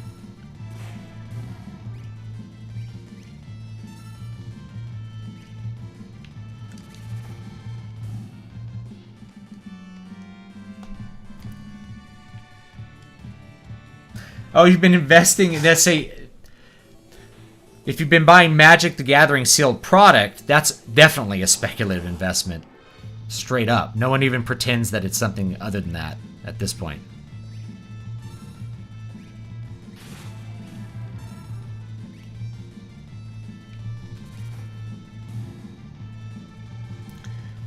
It's a physical asset that should grow in value based on the increasing popularity of the game and scarcity. Sealed products, and I mean, that's an interesting one. It's like you really have to like bet that your cards that are in your sealed product are going to be valuable later on. I think a lot of people have this idea things are going to be like alpha. Clock second hand's pointing at 30. All right. So it's 2:30, and then we need some seconds here.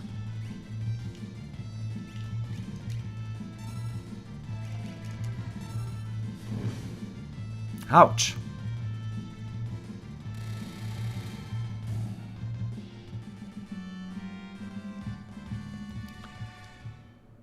Oh, God bless you, Joseph. I appreciate it.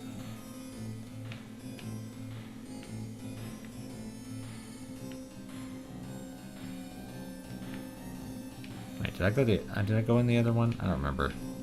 I don't remember at this point.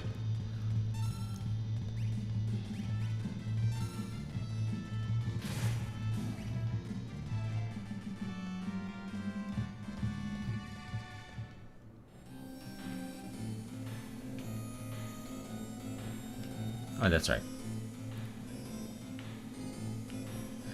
Apparently from a video I saw a while back, gift card scammers convert the cards they get into crypto, which they then convert into their country's legal tender. Interesting. Yeah.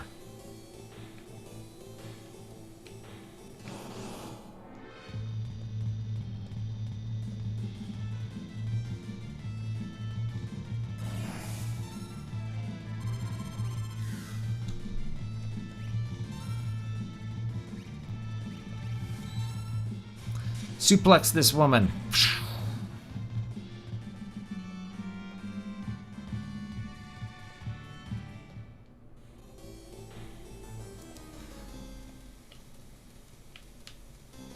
So 230.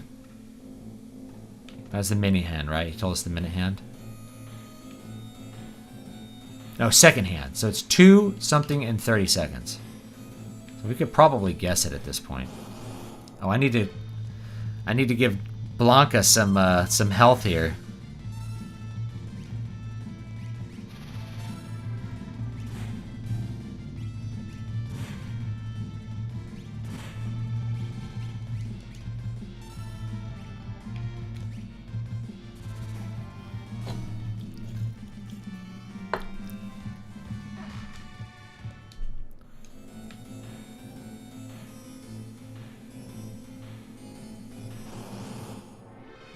Oh no, I forgot to give him health again.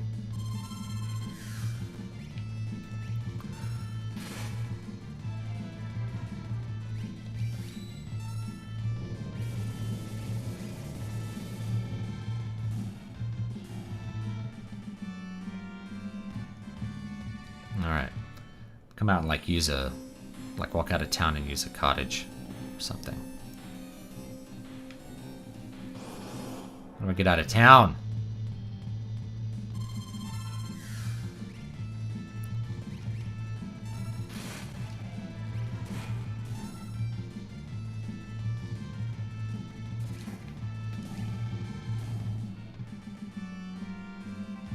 At least we're leveling up a little bit.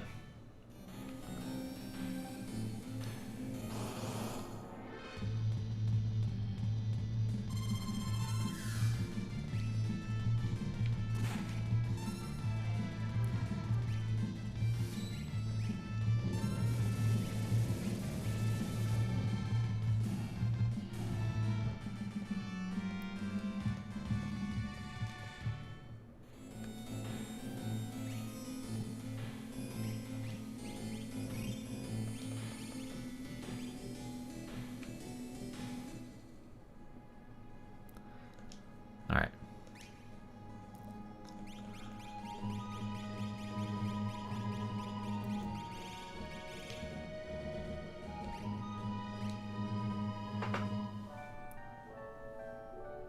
Use a tent here.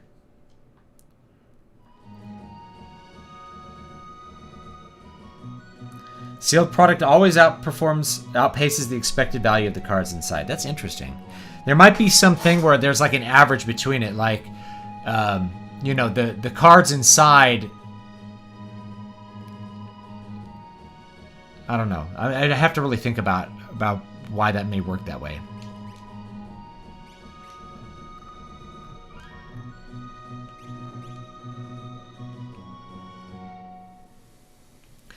You know, I know that like sealed product from like Alpha Beta is, you know, that's really expensive. But that's because there's so little of it left.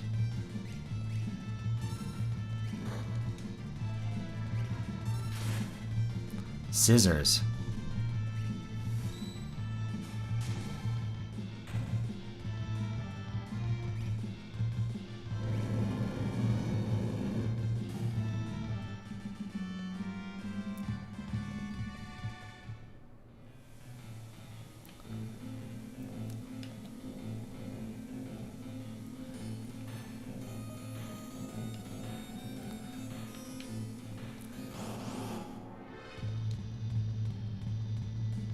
Pincer attack.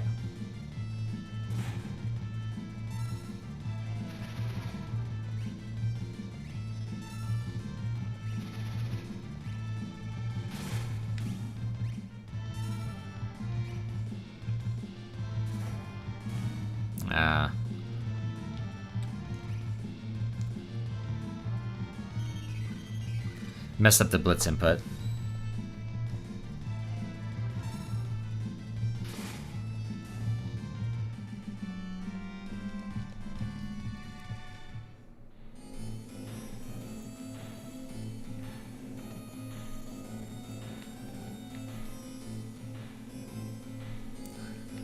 Alright, let's do this again. So we can figure out the time.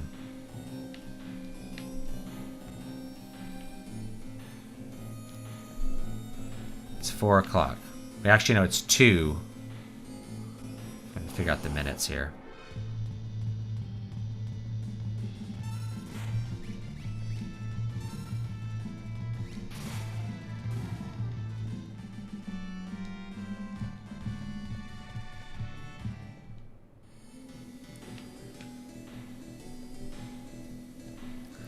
You can trust me.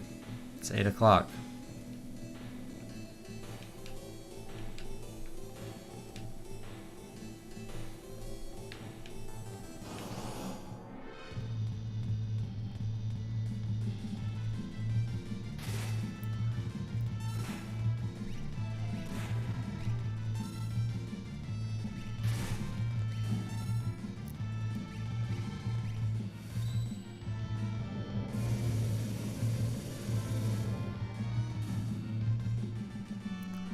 Yeah, the comic book crash happened because there was 3 million copies of the gold foil variant, which means it's not rare. You know, the reason the old books were rare is because people didn't have them anymore. That's a great point. Get over there.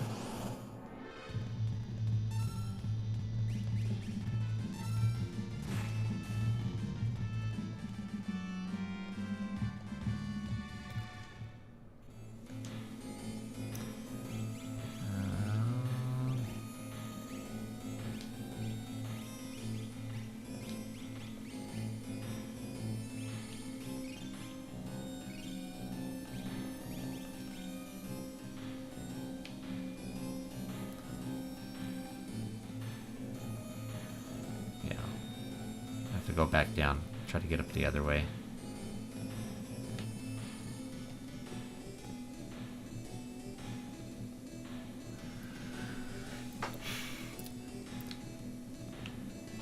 One of the things about JRPGs.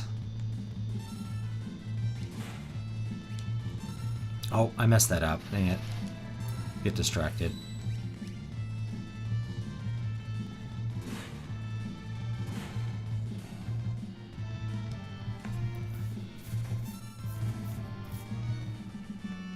So the slam dancer, the real slam.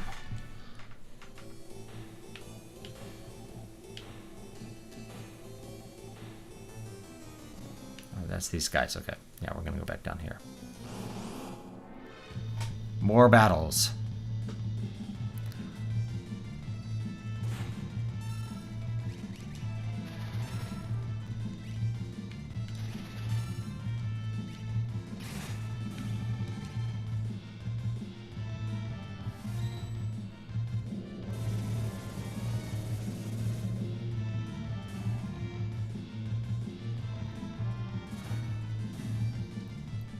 Dragon Quest 9. Yeah. I have that.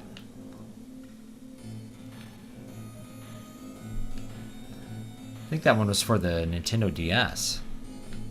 If I remember correctly.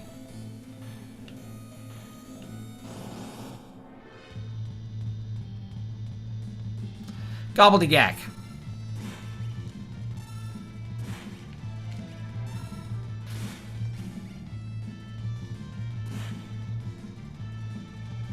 Off to buy fresh eggs.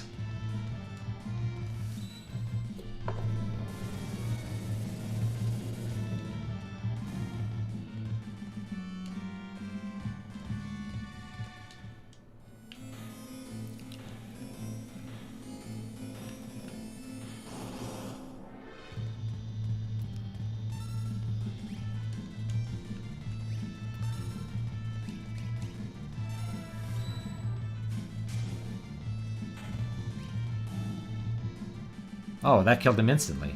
He didn't do his little rumble thing. Maybe if you do enough damage to him, he doesn't do that. Alright. Let's try... It's 2... The minute... I don't know what the minute is, but we'll just try this. We know the first and last one.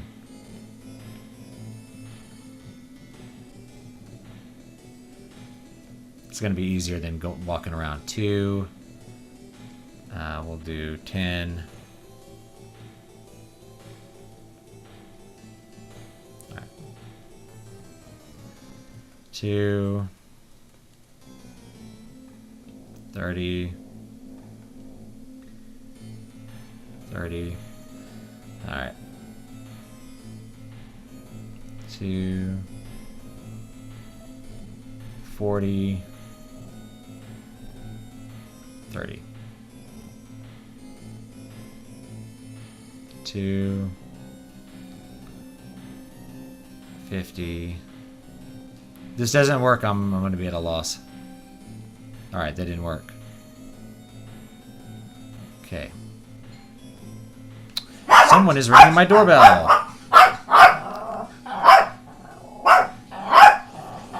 Question is why? There's no one else here. I have to go check on it. It's okay, honey bun. We'll go check on it.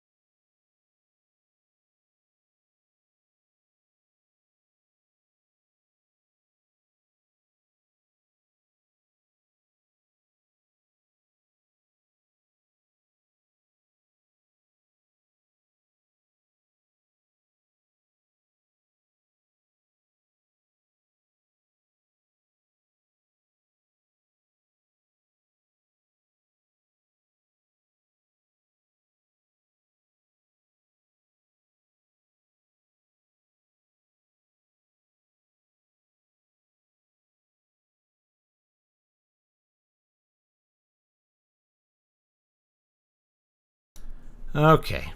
And I'm back.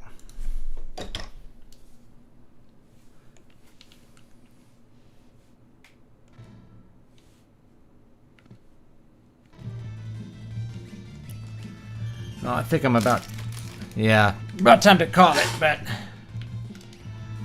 let's see if we can figure this out.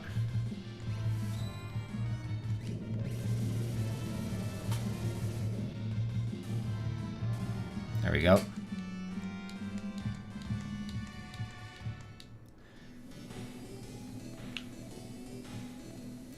Don't even think about jumping between the buildings.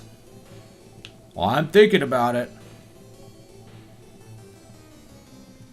Just don't know how to do it, though. We'll figure it out next time. To find the hour and second, talk to all the thieves and enter the times they don't say. Ah.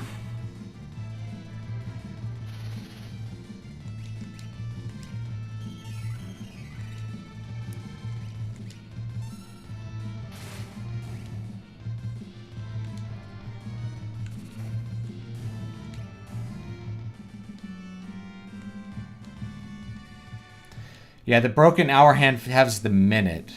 Oh, the minute must be...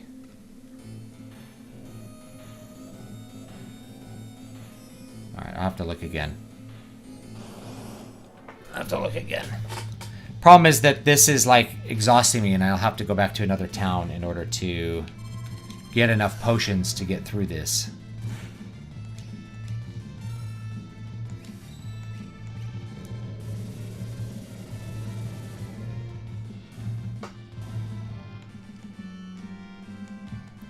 Because I'm almost out of potions.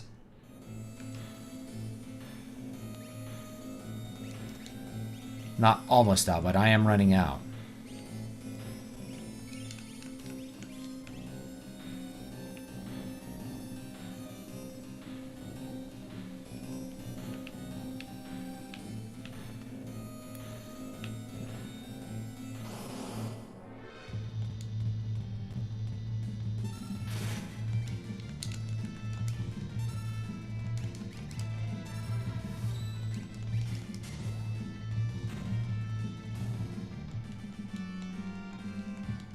go.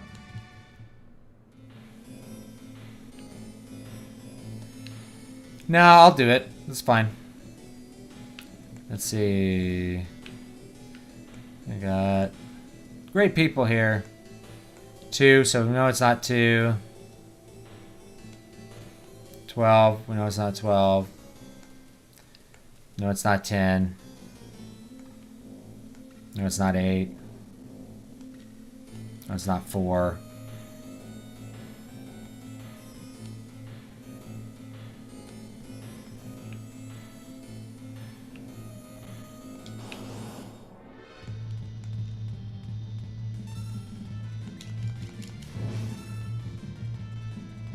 Poor guy here.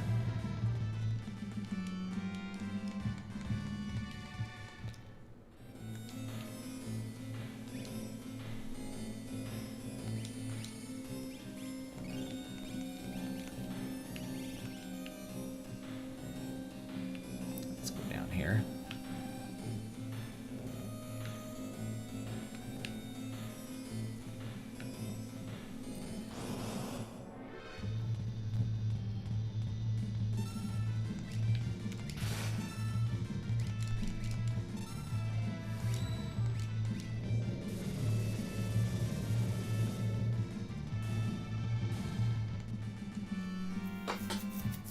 Go.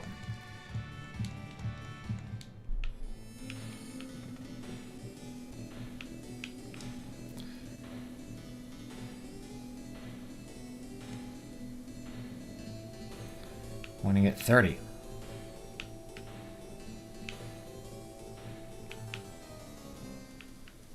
We already did all this.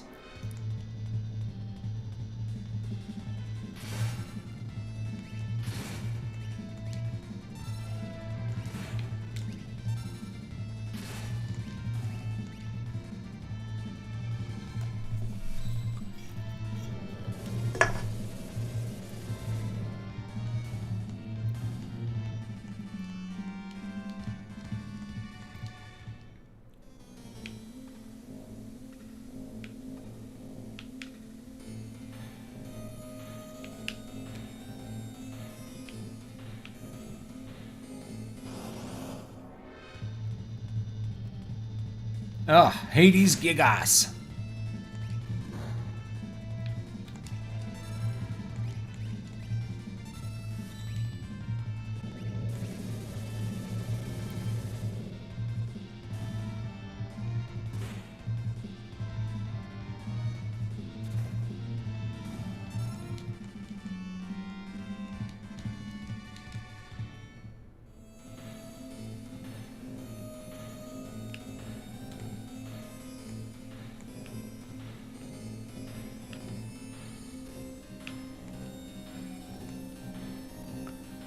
Let's see, they didn't say 6.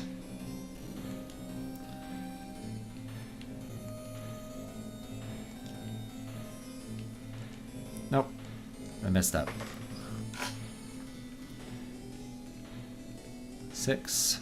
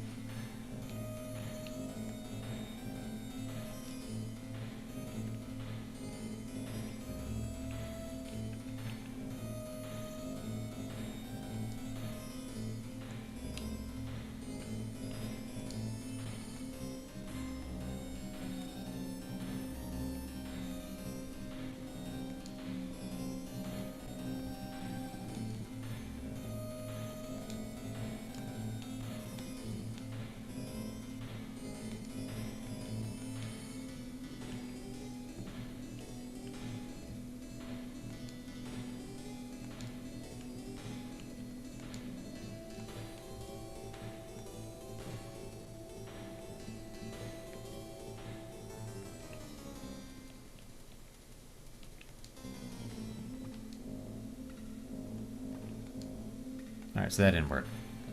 I have to find that other clock again.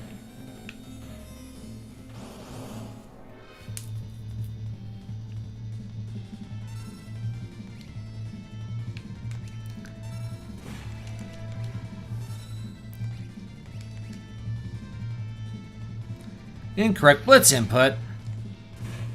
Yeah, I might have to leave and just, like, go back to town and get more potions.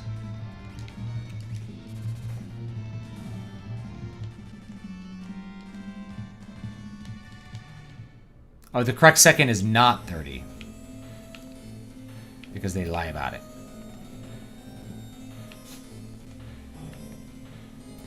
Clock has no minute hand. It's never pointing to the right time anyway.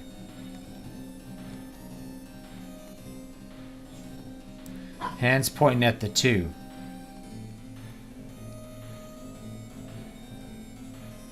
So that would be 10. So we know it's not 10.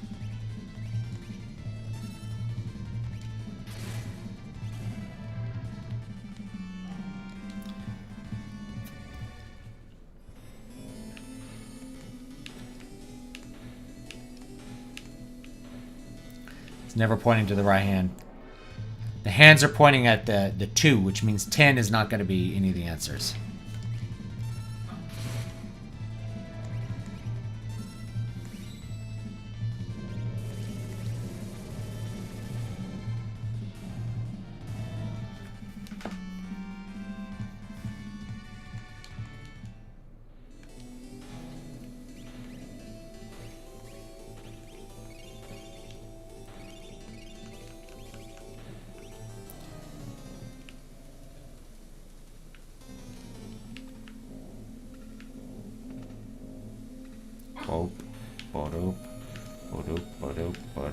Everybody's missing.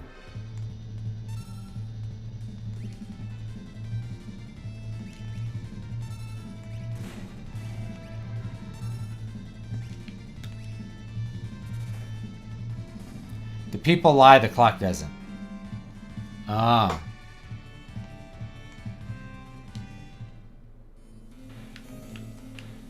Okay, that makes sense.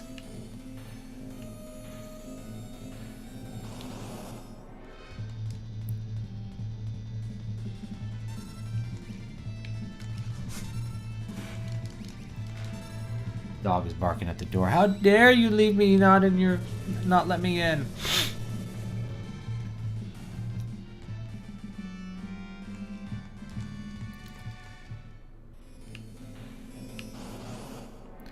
Man, a lot of encounters here.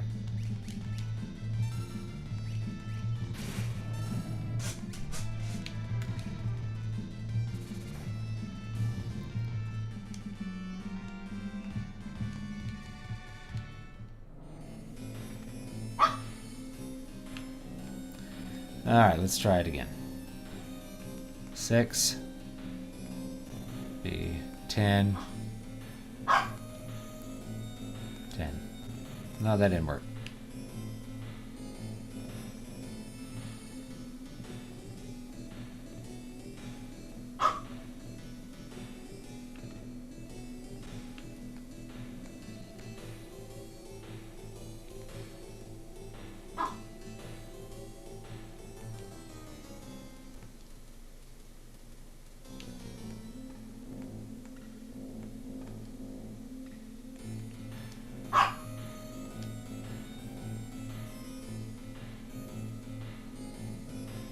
Actually, maybe we don't know the minute.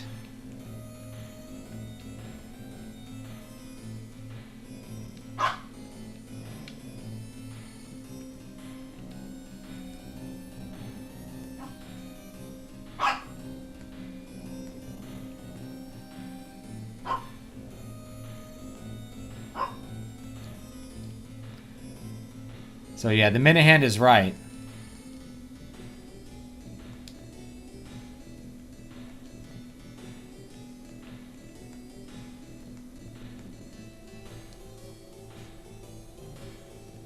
Six, 10, 40.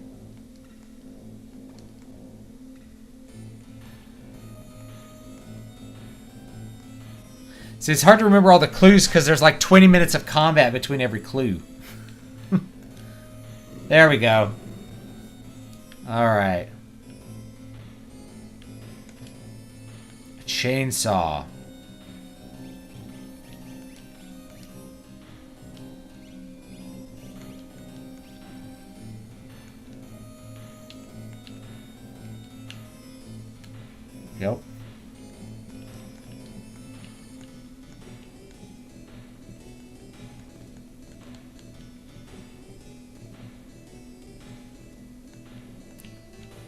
All right, we got the chainsaw.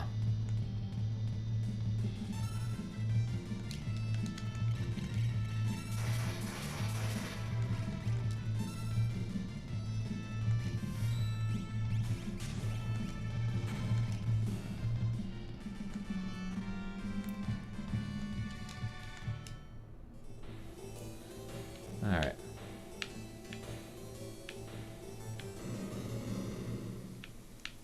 Now, what is next?